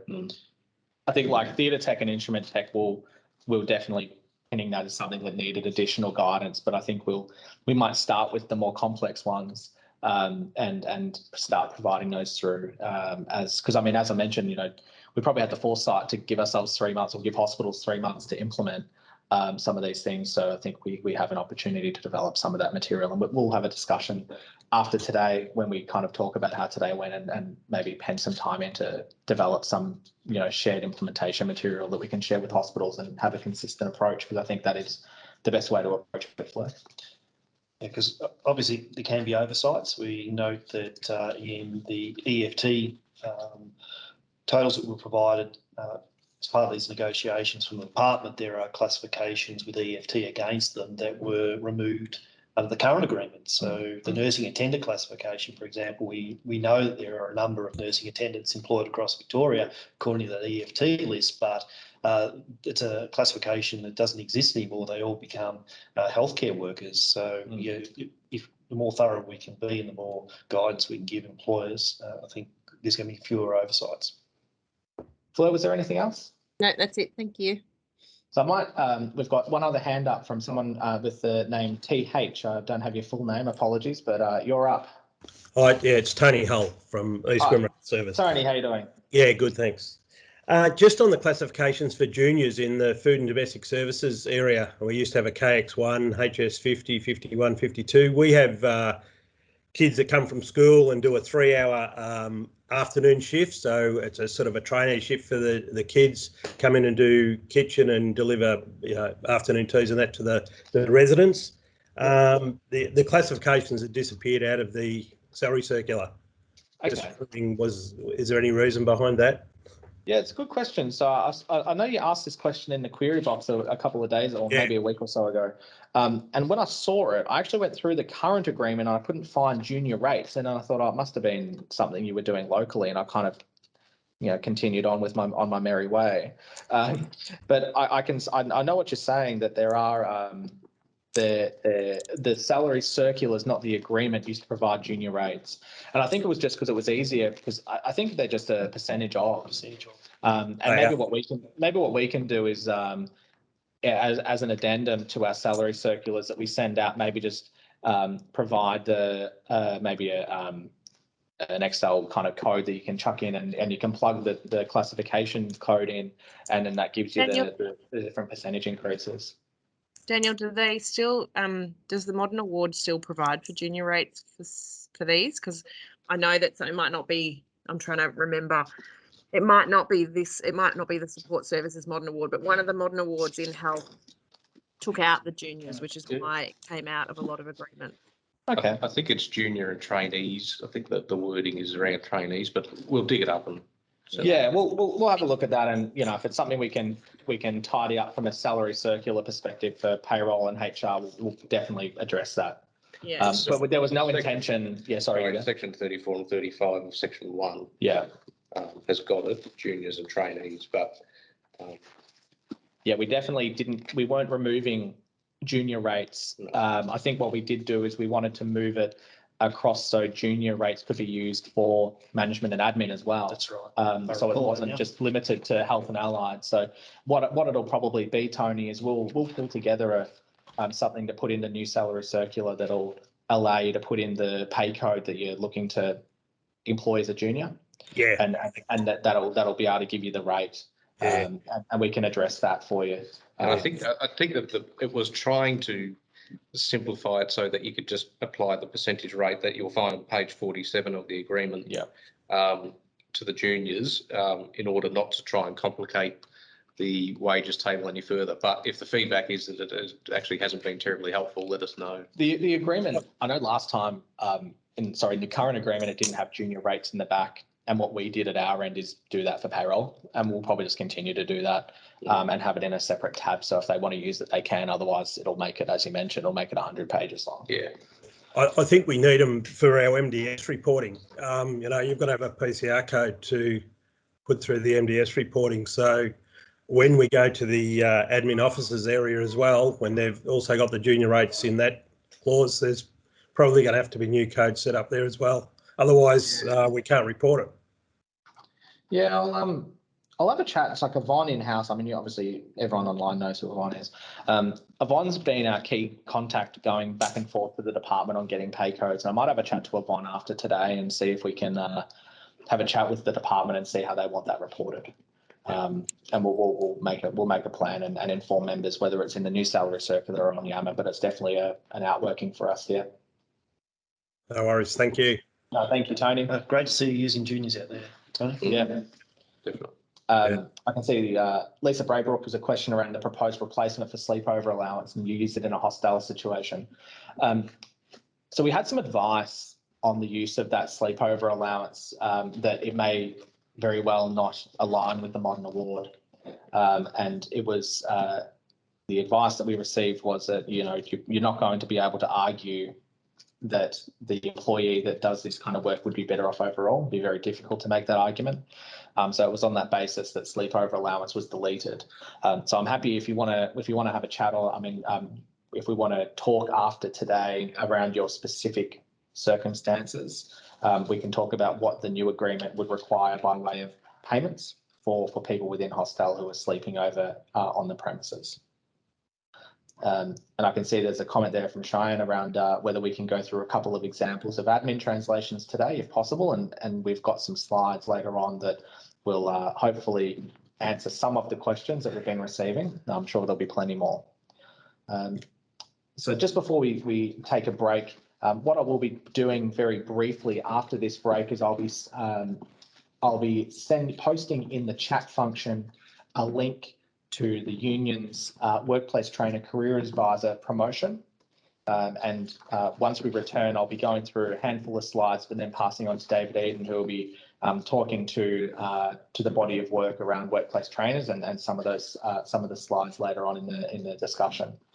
So I'll be sending that link around just now in the chat. And I encourage you all. It only goes for about 2.5 minutes. Yep. Nice and quick. But it's something that, you know, we've watched, and I think it's great that they're doing some work around promotions. Yeah, I'll send that in the chat in about a minute's time. But it really goes to summarising a lot of what the workplace trainer careers advisor is all about. So now we'll move to the changes made to section 3, which is the changes to the management and admin workers agreement. Now, clause 7 deals with hours of work. And as Cameron was talking about before, and it's essentially very, very similar to the hours of work clause in the health and allied side of the agreement. We've facilitated some greater flexibility for rostering ordinary hours up to 12 hours a shift. There were some additional changes to address compliance with the award. And as Cameron would have mentioned earlier, fatigue management and consultation if you're looking to move towards 12-hour shifts. Again, replicating very similar terms in the health and allied side around overtime, but again, if work is performed in excess of a rostered shift length on a particular day and you're full-time, you're entitled to overtime. Anything in excess of the ordinary hours for that employee is overtime. Work in excess of 12 hours in any one day is overtime. And with respect to being directed to work additional hours beyond those agreed is for part-time staff, attracts overtime as well. We've done a body of work with worker wellbeing and employment support officers. And we'll be talking later on, David will be talking about some of the specifics about those descriptors.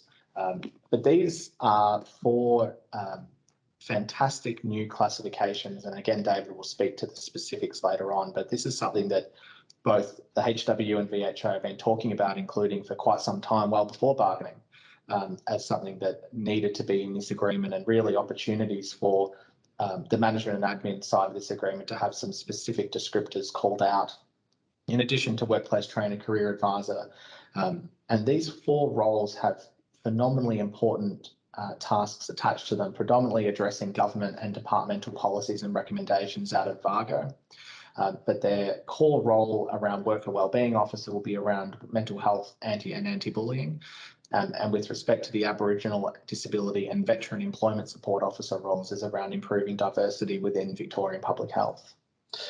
Daniel played hardball during these negotiations. Except for these classifications, we were completely on the same page with the introduction of these classifications. The only thing that I was annoyed about is that it didn't form part of our log of claim because it's something that Daniel and I had been talking about for a long time. So fully supported by us, and Daniel's done an amazing job with the definitions of those classifications, and we really can't, so how important these positions will be into the future, and they're going to be a game changer out there at the workplace. Thank you, David. So clause 17 is just around some translation terms for the women's and children's, around some the grade 1-5s and grade 2 to level 2. And I've already had some conversations with both Catherine out of the Royal Children's and Sam out of the Royal Women's around some of the additional work we'll be doing directly to assist them in that translation. Schedule 3 takes us to wage rates. As I mentioned before, Yvonne in the query team's done a brilliant job in highlighting some of the new classification codes within Salary Circular 802. And we'll talk later on about some of the wage rate increases being variable, and there'll be some slides that I'll talk to shortly with respect to that. Allowance increases, again, are variable. So again, you'd be encouraged to follow the Salary Circular with respect to the specifics of those rates. So now this takes us to the management and admin classification structure, and we're going to take some time to go through this, and I trust there's going to be some questions. I'll preface this by saying that there are going to be more implementation guides and implementation material produced by VHIA in consultation with hospitals, but also in partnership with the HWU around making sure that we can implement this structure correctly, because a lot of time and effort has gone into the changes made to this structure. And we want to ensure that it's done correctly, and it's something that we don't really need to return to after it's being implemented. More broadly, grade 1A, which has been a classification that I know for a lot of you, particularly those in the regions, has been a very challenging classification to implement and to continue on with, has been amended substantially and is now limited to employees with 12 months experience, and it's 12 months experience as defined, which we'll talk about shortly. We've introduced levels between grades HS1 and HS5, and those levels will reflect the wage increases that those employees will receive over the life, and we'll talk about how someone progresses through that structure shortly. We've deleted references to the Chief Executive Officer and community health descriptors within these classification structures. We've also clarified that employees that are engaged pursuant to the Health Executive Employment and Remuneration Policy, otherwise known as the VHIA policy, formerly GCERP, are not captured by the agreement. So we'll move now to grade 1A. So grade 1A is an existing classification. It was generated as a result of the 2016 negotiations, and it's now limited. It's been changed to now be limited to employees with less than a year of experience, and a year of experience is defined within the agreement. Once an employee achieves 1 year of experience, they are automatically translated to grade 1, level 1, which is the current HS1 for those playing at home. It can be used also to classify a new employee whose substantive role is classified no higher than grade 3 for the first year of their experience. So what that means, if you've got a position that's say a HS1 or a HS2 or a HS3, you can engage that person as a grade 1A and pay them the rate of a grade 1A for the first 12 months of their employment or for the first year of experience of their employment. The grade 1A rate does not increase for the life of the agreement. It stays as a flat rate over the 4 years of this agreement. So we're going to talk about how someone translates and progresses as a grade 1A where they have greater than 1 year of experience as of 1 July 2021. So remember that these increases and these assessments are to be conducted as of 1 July 2021. So if someone has greater than 1 year of experience as of 1 July 2021, then you'll be backdating them to grade 1 level 1, which is the current HS1, as of 1 July 21. They then progress to grade 1 level 2, which is a new grade from 1 July 22, and so on and so forth, as you can see on screen, progressing each year after they translate across to the grade 1 structure. Where that person or where an employee has less than a year of experience as of 1 July 21, then they translate to HS1 or grade 1 level 1 after they've completed a year of experience, and we'll call that the translation date. They then progress through the structure to grade 1 level 2 as of the first anniversary after the translation date, level 3 on their second anniversary after translation date, and so on and so forth as prescribed in the slides there. I might pause for a second before I move on to grade 1s to grade 5, just to check if there are any questions or comments about the changes and the progression for someone who's a grade 1A.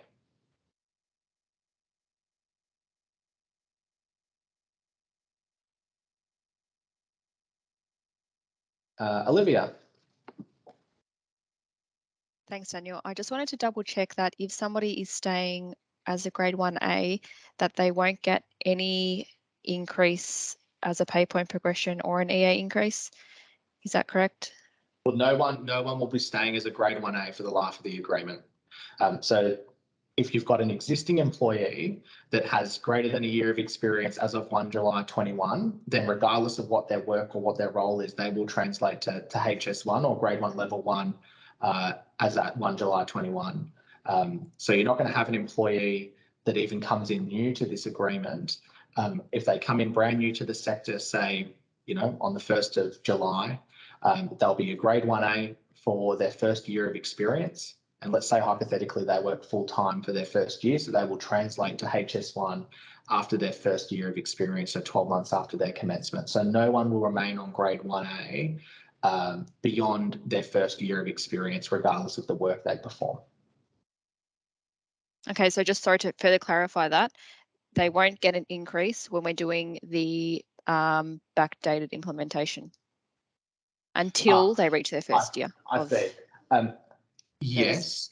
So if you've got an existing employee that, like what I've got here on screen, that's got less than a year of experience as of 1 July 21, then they receive a higher rate of pay after they've achieved that year of experience, which would be sometime before now, given that's been more than likely over 12 months since they commenced. Their anniversary date. It'll be their anniversary. Well, it'd be after they've completed their first year of experience. So you might have some people that have had commenced, let's say they commenced on 30 June 2021, and they've worked full time as a grade 1A. They would be, as of 30 June 22, would commence as would move across to HS1, for example. Where it does vary is where that person hasn't performed a year of experience, and that's where they have to have worked an average of 24 hours a week. If that doesn't occur, then they have to wait the extra year. But the classification descriptor in the table at the back of the agreement provides some guidance. And again, we'll go into more detail in the implementation material. Okay, great. I'll wait for that. Thank you. Thank you. Thank you, Georgia, for your comment there. Are the new pay codes available? Yes, they are. They're on in the salary circular that was issued the day after the agreement was approved. So I can't recall which bulletin it was, but I know it's salary circular 801, and they're highlighted in yellow in the salary circular. So I might move now to grade 1 to grade 5. And that introduces, as I mentioned before, 5 levels within each grade, and the wage increases are built into the employee's progression through the levels. By way of an example here, you may have an employee with greater than 12 months continuous service as at 1 July 2021, and that person would then translate to level 2 of their respective grade as of 1 July 21, level 3 as of 22, and level 4, so on and so forth. There is a difference in how grade 1As are determined for progression and grade 1s to 5. So you'll see we use the term continuous service in grades 1 to 5. The reason why we use that term is that it recognises that someone may have the opportunity to bring across service across employers, but also it recognises that for grades 1 to 5, regardless of how many hours a grade 1 to grade 5 works in any year, whether they're casual that only works a shift a month, part-time working, a shift a week, or full-time working 38 hours a week, they will all progress each year regardless of their amount of hours worked. So they have guaranteed wage increases per 12 months of their employment. You'll have this cohort, which will be majority of the employment the employees in the sector that have greater than 12 months continuous service as of 1 July last year. They will all have exactly the same anniversary date, progressing each year from 1 July 2021. So they'll all progress through the level structure each year thereafter. I can see Mark Jarrett's picked up a typo there at the bottom of the slide there around level 5 as of 1 July 25. Yes, that's meant to be 24. So it'll be level 5 as of 1 July 2024. And thank you, Mark, for picking that up.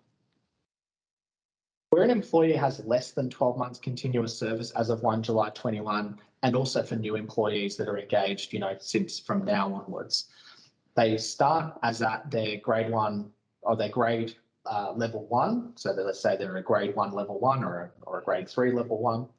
They translate to level 2 of their respective grade on their first anniversary date. So again, you can see there it's just straight anniversary increments there.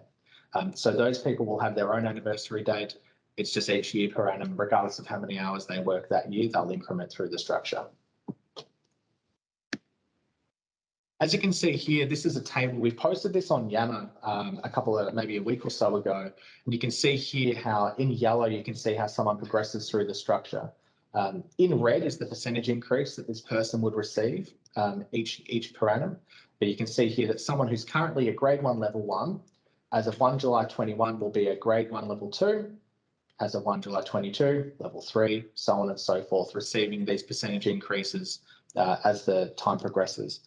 I can see, so I just missed who just put their hand up. Just give me 2 seconds. I'll just go switch screens. We'll start with Trav Jenkins. Hi, Daniel. Just a really quick question, and it's on the screen that we're on 113. You'll see there's grade 1 level 3 has a salary attached to July 1st, 2021. And level 4 there as well. I'm just confused as to how anybody can be a level 3 or level 4 as at 1st of July 2021 based on the transition. Yeah, it's a good question, and they can't be. And it's funny when we pull together the structure, and this is why it'll be important for us to have revised implementation guidance. As you can see, when we were calculating, when the department and the parties were developing these structures, they kind of wanted a structure for the increment to be applied to. So you can see here that here is a little bit of an outlier. I can't recall why we went 2 there, but you can see through the structure. If I jump 1 slide forward, there's a bigger version of this, and you can see it's essentially replicated through each grade. Yeah. But what we'll do is, as I mentioned before, when we provide that additional implementation guidance, we'll have this table kind of in greater detail, essentially for each grade, so people can see where they're meant to progress over the life of the agreement. Perfect. Awesome. That's just to avoid that confusion. Thanks for that, Daniel. Yeah, that's why we put the NAs in there. I would like to have seen some more, but the Fair Work Commission just come back to us and said there's too many. Yeah, and that's a good point. So that the Commission is giving us a hard time already about the level 5s not having a rate as of 1 July 21, and we're kind of able to explain that in a way But I feel like if we didn't have these in here, I do think we probably would have got a worse time of it, because, and I'm not going to go overly technical, but there's provisions within the Act around having to provide the rates that are applicable as at the test time, which is the time at which you lodge the agreement. And we obviously don't have rates for level 5 as at, even now we don't have those rates, even if we were in 1 July. So we're having a discussion with the Commission about how to address that, and hopefully they accept that there's a reason as to why there's no rate there. But no, I think it's a fantastic question. I can see there's some chat comments, but David Rapetti had his hand up first, so I'll pass to David Rapetti out of Melbourne Health. Yep. So Daniel, when you talk about continuous service, is that continuous service in that classification, or can you have continuous service in a lower classification for more than 12 months and then go to the year 1 level? Yeah, and it's a great question, David, and it's something that we want to include in some material that we're going to send out to members, is that it's based on your continuous service within the grade. So we don't want to have a situation where someone in, say, 3 or 4 years' time is a grade 1 level 4, receives a promotion to become a grade 2 and jumps straight to level 4. It's a progression through the structure, and David and Cam will attest to this as part of the reason why the union in particular wanted to insert this structure is to address employees who have been in their grade for quite a number of years, and feel like when someone joins new, are paid the same rate as them. So while this doesn't address that problem going retrospectively, it does address it in, say, 3 or 4 years' time. If someone brand new joined, the people that they'll be working with will be on a higher grade. But we will provide some greater clarity around the definition of continuous service. It is a topic of conversation with the Fair Work Commission at the moment on that wage conversation. There's some work that the Commission's invited us to do on that definition to provide greater clarity.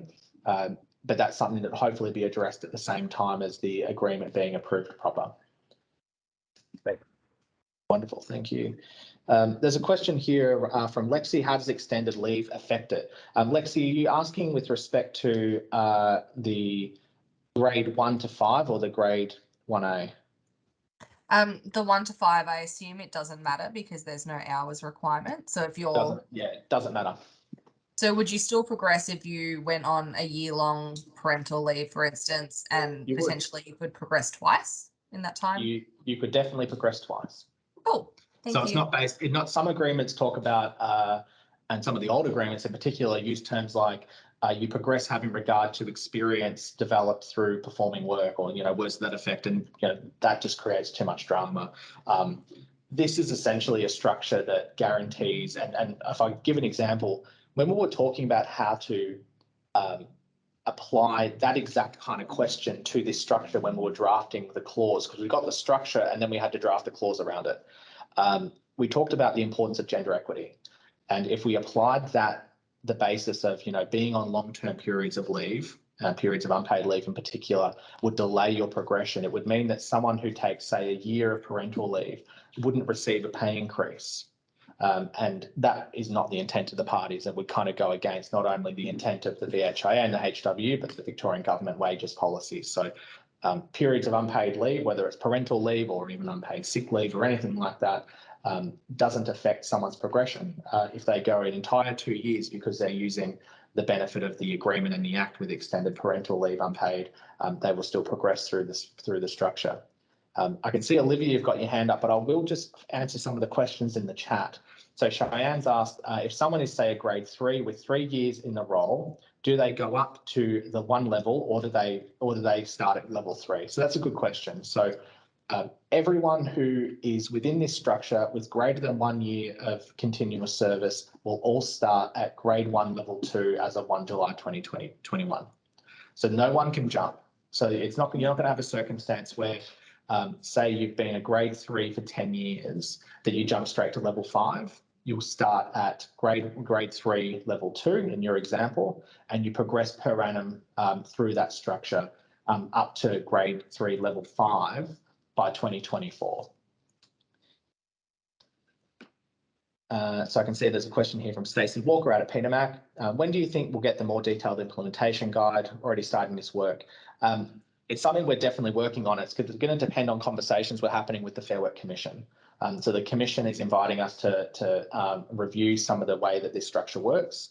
And depending on how those conversations play out will be how quickly we can get that implementation material out. But it does go to the core of the questions that have come up today, particularly around continuous service and how people progress through this structure. Chris Richardson, if someone has over 12 months with the organisation but moved up a grade, are they eligible for any increase, and if so, when? It'll depend on, so if you increase within the structure, then you need to do your 12 months within that respective grade to progress. So there might be circumstances where someone had maybe worked for 3 months at a grade 1 and then after 3 months became a grade 2. That person would be progressing within grade 2 12 months after they've worked within that grade. So you can't rely on previous increments, otherwise you'll end up having people that will progress much quicker by moving across. So we want to make sure that it's experience obtained within the grade. That is, I'll seek comment from Olivia, and then I can see Fleur's also got her hand up as well. Thanks, Daniel. My question follows on from Lexi's question about the people who go on, for example, parental leave. I just wanted to check for people on parental leave, is there going to be a requirement to recalculate the super payable or not, because the calculation period is before they would have progressed through the pay points? I see. So the question will be, do you, and I don't know this, I don't know the answer to your question, but the question I would put back, and you might not know the answer to this, but I know we've got some very experienced payroll people on the call, is that do you adjust super for back payments in any event? So if that person wasn't on parental leave, but they were otherwise performing ordinary hours, do you adjust their super to reflect their higher wage increase retrospectively? Because I'd imagine that you probably do. So I understand, yes, that will be the case if there was a back pay portion and the back pay portion fell within the calculation of the super, but this would be on time. Yeah, I'm not. It was also a question that I raised with the implementation of the nurses, but I'm not sure that it was overcome. So we might deal with that one offline, Olivia, only because we'll talk more specifics about dates and times and the like, and then we'll be able to post the answer on Yammer. But I'll make a time to catch up with you next week, if that's okay. That'd be fantastic. Thank you. Wonderful. No, thank you. I think it's a great question. I just don't know how to answer it efficiently with the kind of what we've got for us today. All good, thank you. I'll pass to Fleur, and then there'll be a couple of questions in the meeting chat that I'll try to get to. Thank you. I just was wondering how. I'm just sorry. Maybe it's a concern more than anything else. Just in terms of wages policy, and obviously the first increase for people under this translation being 1%. When you look at it across all of them, like all of those, the 1 to 5, it's pretty similar. I think that the first step, they're all 1%. So I don't know, has that been considered? Like there's a market, like that's a real problem for us, like giving people a 1% pay increase. What's that about? I'm happy to speak to the bit, and then David, I'm happy for you to give your piece. As a lot of you know, EBA deals are often struck not on the basis of line by line assessments. It's often based on an entire package. You can see when you compare someone through grades 1 to 5, over the life of the agreement, they do receive higher than the Victorian government wages policy. But and David will be able to speak to this as well, but there were substantial costs associated with translating grades HS1A across to HS1. And what that meant is that we needed to be relatively mindful of how we move those costs around. So recognise that a 1% increase on 1 July 2021 is lower than the wages policy commitment at the time. But as you can see, and I mean, obviously you've had an opportunity to read through the structure, there are increments through that life, and obviously other increases on things like annual leave and the like that well exceeded wages policy. That's really what was committed to by the government around reaching that outcome, and I think we would say that the outcome that was reached aligned with and in some respects exceeded in some places the commitment by the utilisation of Pillar 3. Yeah, okay. I mean, look, I get it. I mean, I've said on the other behind. I know you get it. So I get how it's all a bucket that has to be split up. I just it just anyway. I think it's not, as an employer, it's not good. It's not a good. I think Daniel touched on a couple of the reasons why it is as it is. There's a massive group of 1As across Victoria that are going to make a jump at the same time into the grade 1 level, so the HS1 level. The other thing is to build a years of experience progression. You couldn't apply a higher percentage at the beginning to what you're going to apply at the end. So that also played into the factor as well. It does equate to 10.6% wage increase over the life of the agreement for all those having a year's of experience payments introduced. And then when you throw in on top of that the additional week's leave as well, which was costed at 2%, we've certainly delivered more than the government's wages policy for admin workers. Yeah, look, and hopefully the Commission will drag its heels perhaps, and we'll have an approval date around 1 July 2022, so that then it'll be a 3.5% wage uplift. We can apply 2 wage increases at the same time. Yeah, 3.5%. Yeah. And I think that someone else asked the other question I had, so that's it. Yes, I can see in the chat box there's a question from Maddie McKinnon just around how high duties corresponds with the increments, and from Chris Richardson out at the Alfred around just some commentary around how there's going to be a couple of different methods by way someone increments and a couple of dates. Sorry, just one other thing that just jumped into my mind is that unless you work for the Royal Children's and Royal Women's, you won't sort of get this, I suppose, but their wages jumps had to be factored into the overall wages claim. And with the exception of their level 1, they are up to 14% behind the rest of the industry against admin wages. So over the life of this agreement, not only do we introduce years of experience payment for admin workers across Victoria, but we also align the Royal Children's and Royal Women's wage rates also by the end of the agreement. So regardless of whether you're working at Royal Children's or Royal Women's or anywhere else in the state of Victoria, each level by the end of the agreement will be getting paid the same rates of pay. And as I said, some of those levels are up to 14% behind the rest of the industry. Sorry. Thanks. No, that's okay. And look, there's a couple of comments there. There's a question from Maddie McKinnon about the interaction for high duties, and we'll take that one on notice. And there's also some commentary there from Chris out at the Alfred regarding the arrangements with increments and how those increments interact. But what we'll have to progress through, because I'm just mindful of time, but there's a couple of questions within this structure that we'll take on notice and obviously form into the additional work that we're going to do on implementation.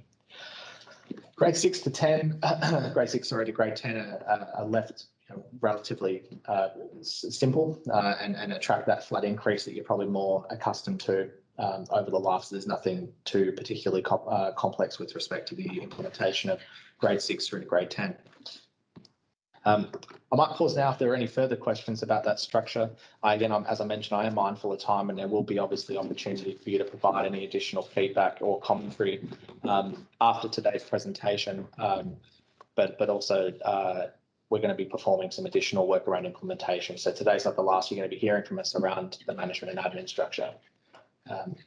So what I may very well do is I might take the opportunity now to hand over to David Eden, who's the Assistant Secretary at the Health Workers Union, to take us home. Thank you, David.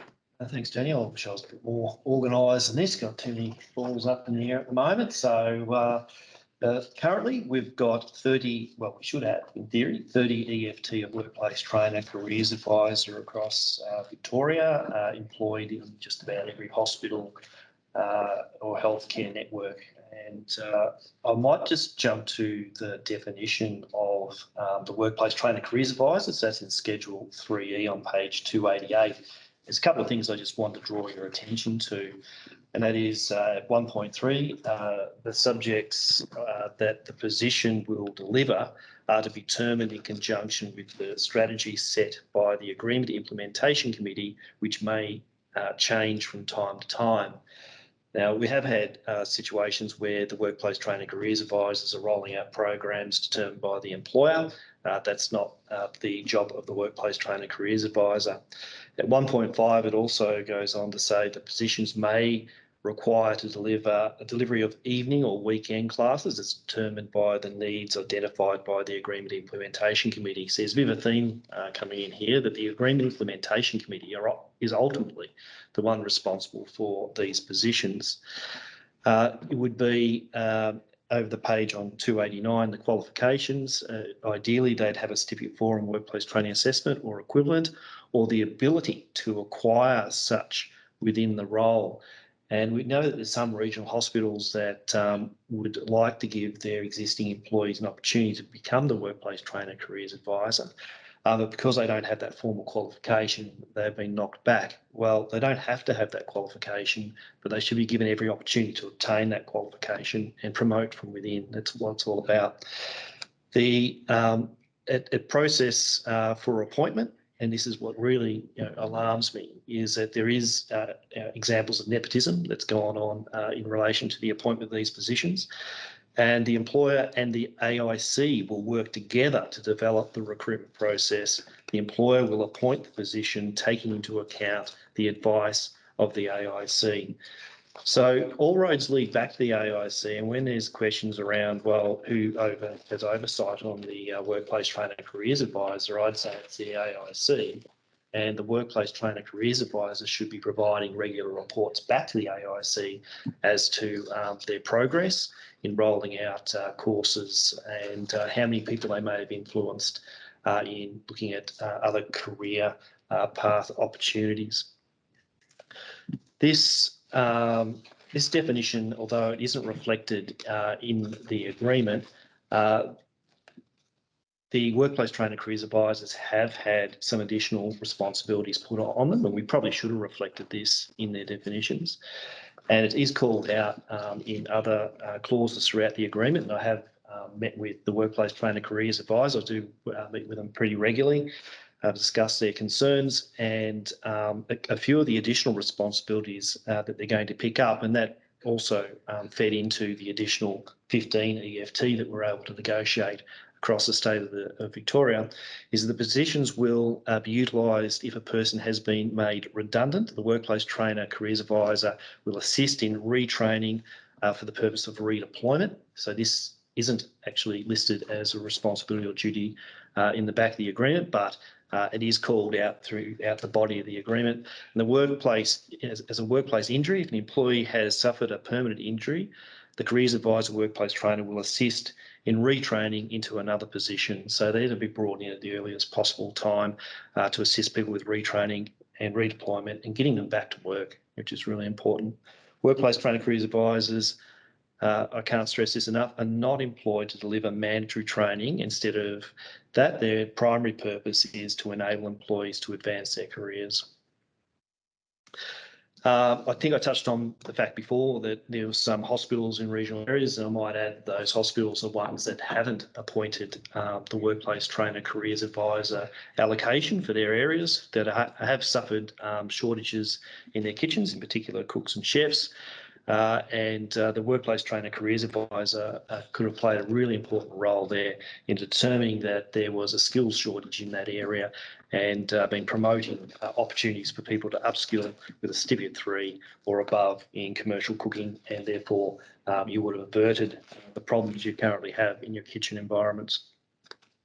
These positions dovetail in really well with the improvements in our study leave clauses, and the workplace trainer careers advisors have certainly been provided education information around the new enterprise funding agreement, what employees' entitlements are in relation to study leave provisions, because even they've seen people have approached them to do ongoing studies, only being knocked back by their direct line supervisors because it's got nothing to do with their current role within the organisation. So it's fantastic to see not only an expansion of the careers advisor workplace trainer positions, but it just dovetails really nicely into the additional entitlements or access people have to study leave.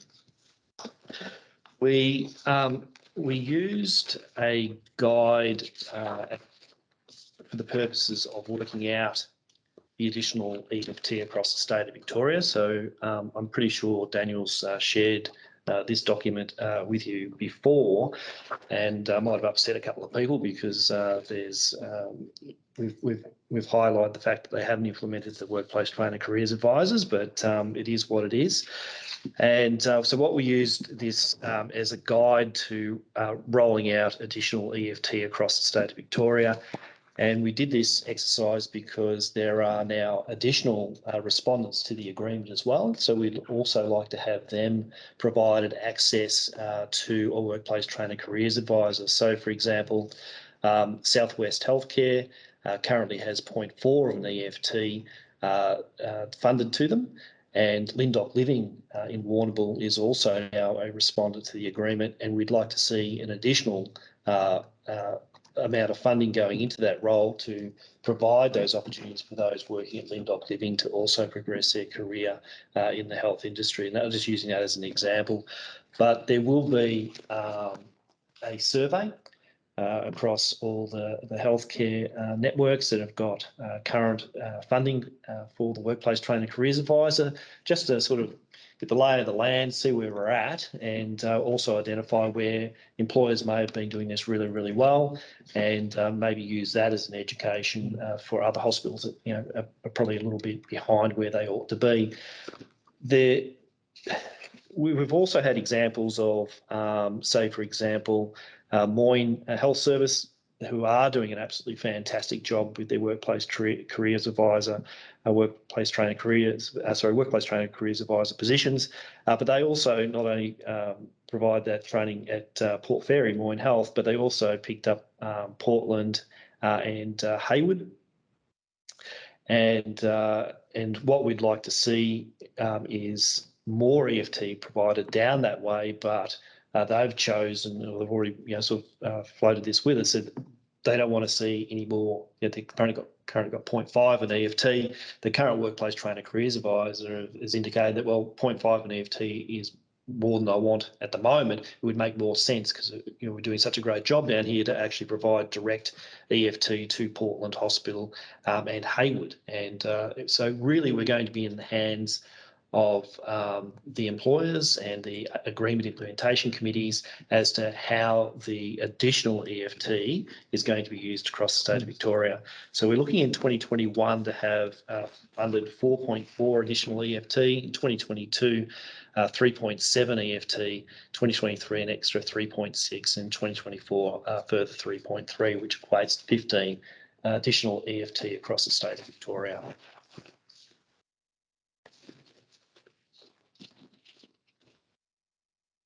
Now, as I mentioned before, the only thing that really upsets me about the workplace, so the worker wellbeing position, the other classifications I'll be touching on, such as the Aboriginal Employment Support Officer and the Disability Support Officer, etc., is that they weren't on our logger claim.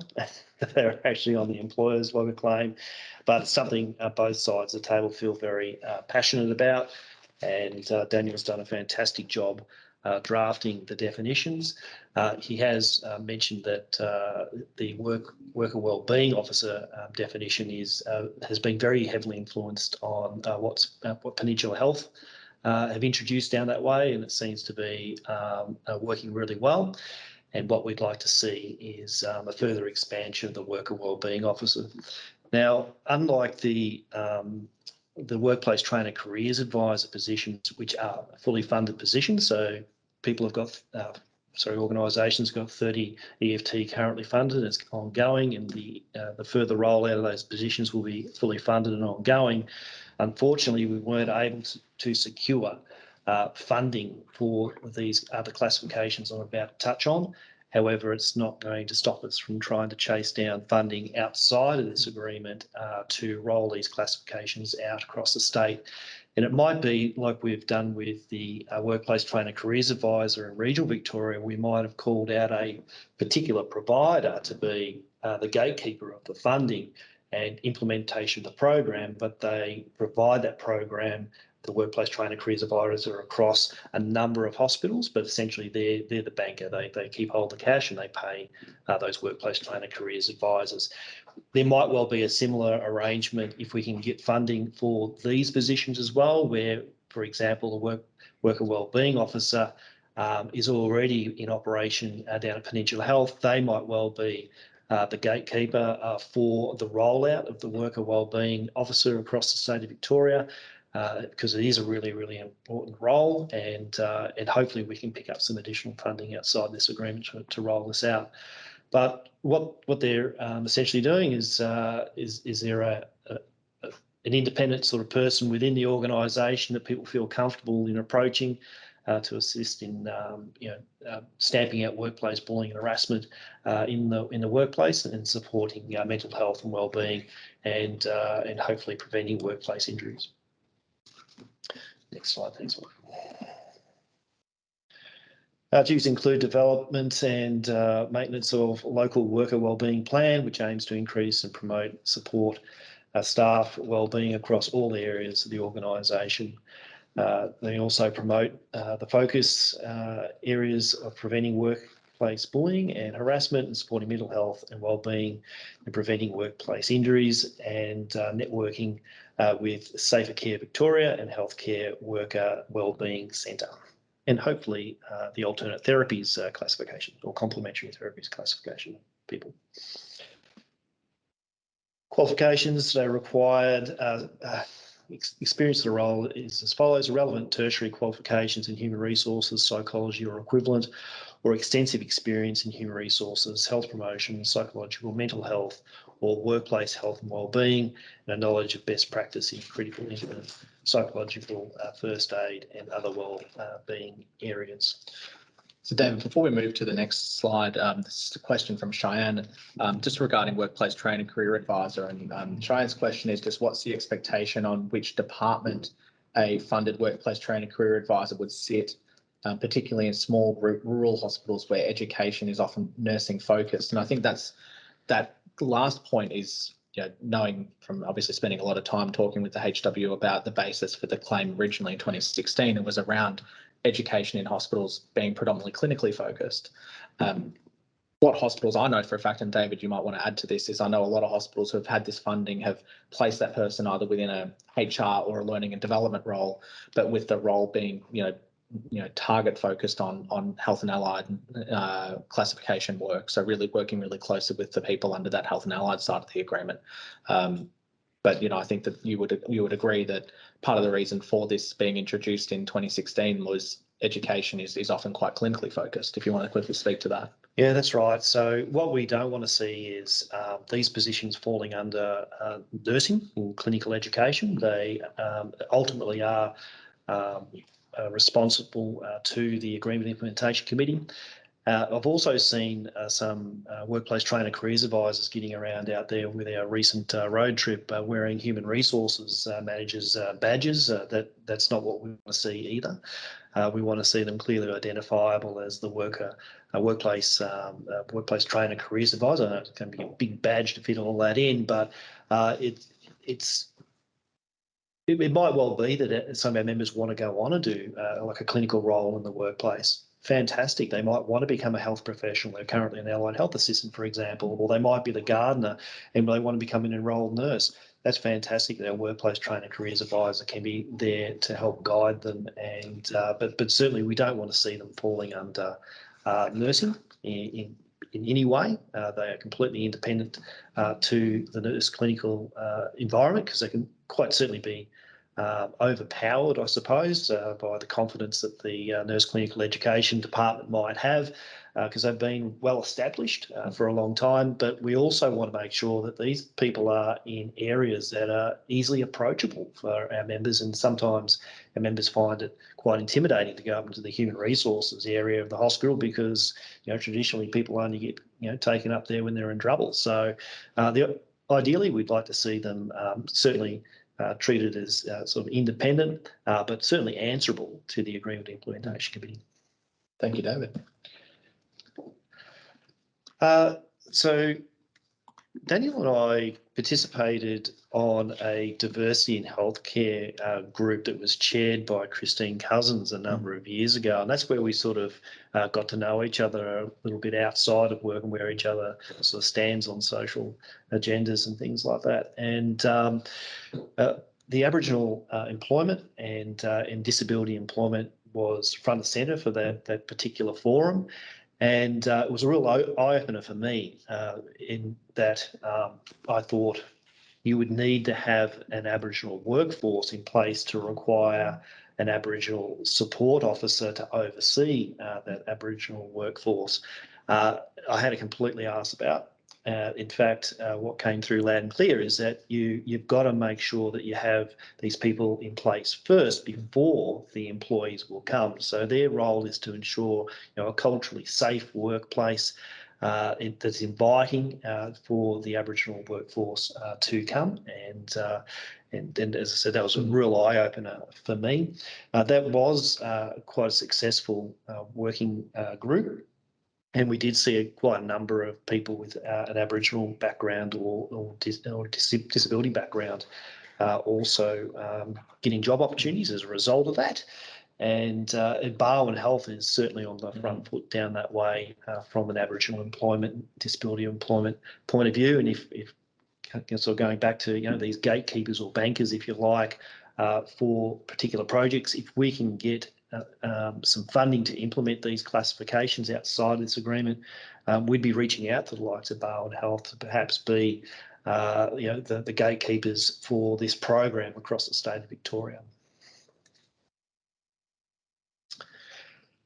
I don't know if I have to read through all that, if people can read through that themselves. I think you've covered that off pretty well. Yeah. Around maybe just touching on the required, maybe just that first line around the kind of people we're looking for. Yeah. So one thing that sort of you can see this now makes my my hair stand up on my forearm, and that is that Daniel's come up with this brilliant idea to say, well, look, why not have people working in these positions have life experience as well. So one of the requirements for working as an Aboriginal Employment Support Officer is that they must be Aboriginal or Torres Strait Islander person or identifies as an Aboriginal or are accepted by the community. So that was a revelation, and I thank Daniel very much for coming up with that idea. And I suppose it was all once we get onto the disability support worker support officer, that was even more of an important step for us to take.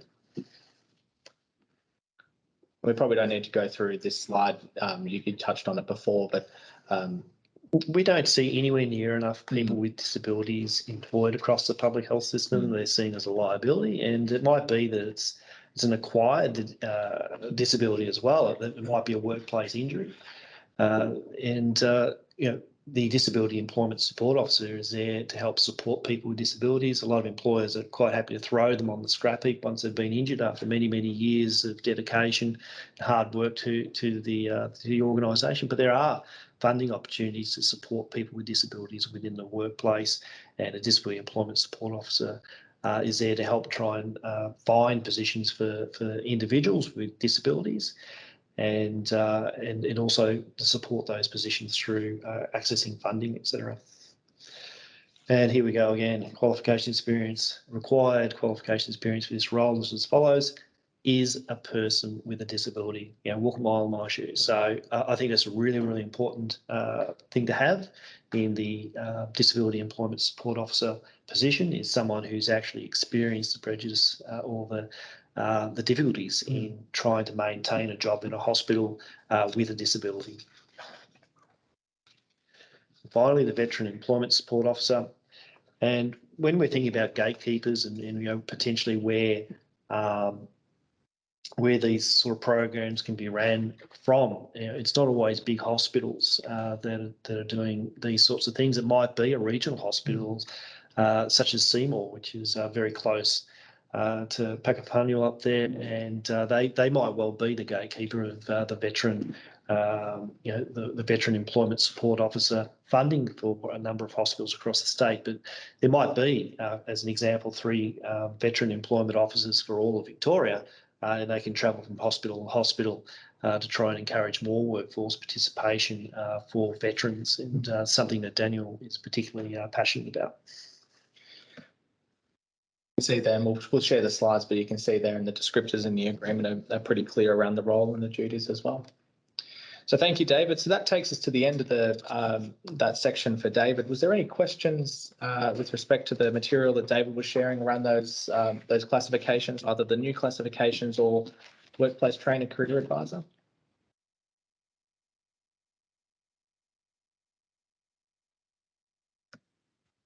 So that takes us to the next slide, which deals with next steps. So that's really taken us through the entirety of the changes. So now we talk about what next. And as we mentioned before, the agreement was lodged on the 17th of March and assigned to the presiding member, which is Deputy President Masson, on the 22nd of March. We are continuing to work through some preliminary feedback from His Honour, and we're going to continue to provide updates to our members via Yammer, and I trust that the HW have been sharing on both their website, Facebook page, text messages and the like, and through their local job reps, updates on how this is progressing.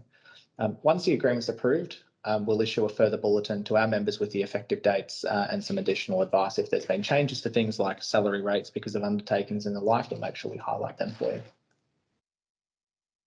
And look, before we finish up, just a couple of people that that we wanted to acknowledge, probably from VHIA's perspective in the first instance, hospitals themselves and our reference groups and our operational groups that were integral in ensuring that, particularly where we were making changes to classification descriptors, that they were done so on a basis that understood what was happening on the ground. And I trust that the union would share the same view with their operational groups that they met with, their theatre technicians and instrument technicians and the like, that all played a phenomenally important role in informing the outcomes that we've got here. From my personal perspective, obviously Maria Coppolas, who was part of this agreement up until very recently when she moved across via a promotion to look after a couple of other agreements. Maria was with us throughout the entirety of bargaining. Yep. And had a massive part to play in the success of this deal. So I wanted to thank her, and obviously Bree for being the new joining us relatively recently. Lisa, Georgia and Axel, who are very important members of the VHIA's admin team, who had a huge part to play in ensuring that we were able to not only get the agreement lodged in the commission on time, but making sure that we were getting the material back from hospitals on time. And that's obviously extremely important and integral work when you've got 80 plus employers. So a big thank you to Lisa, Georgia and Axel.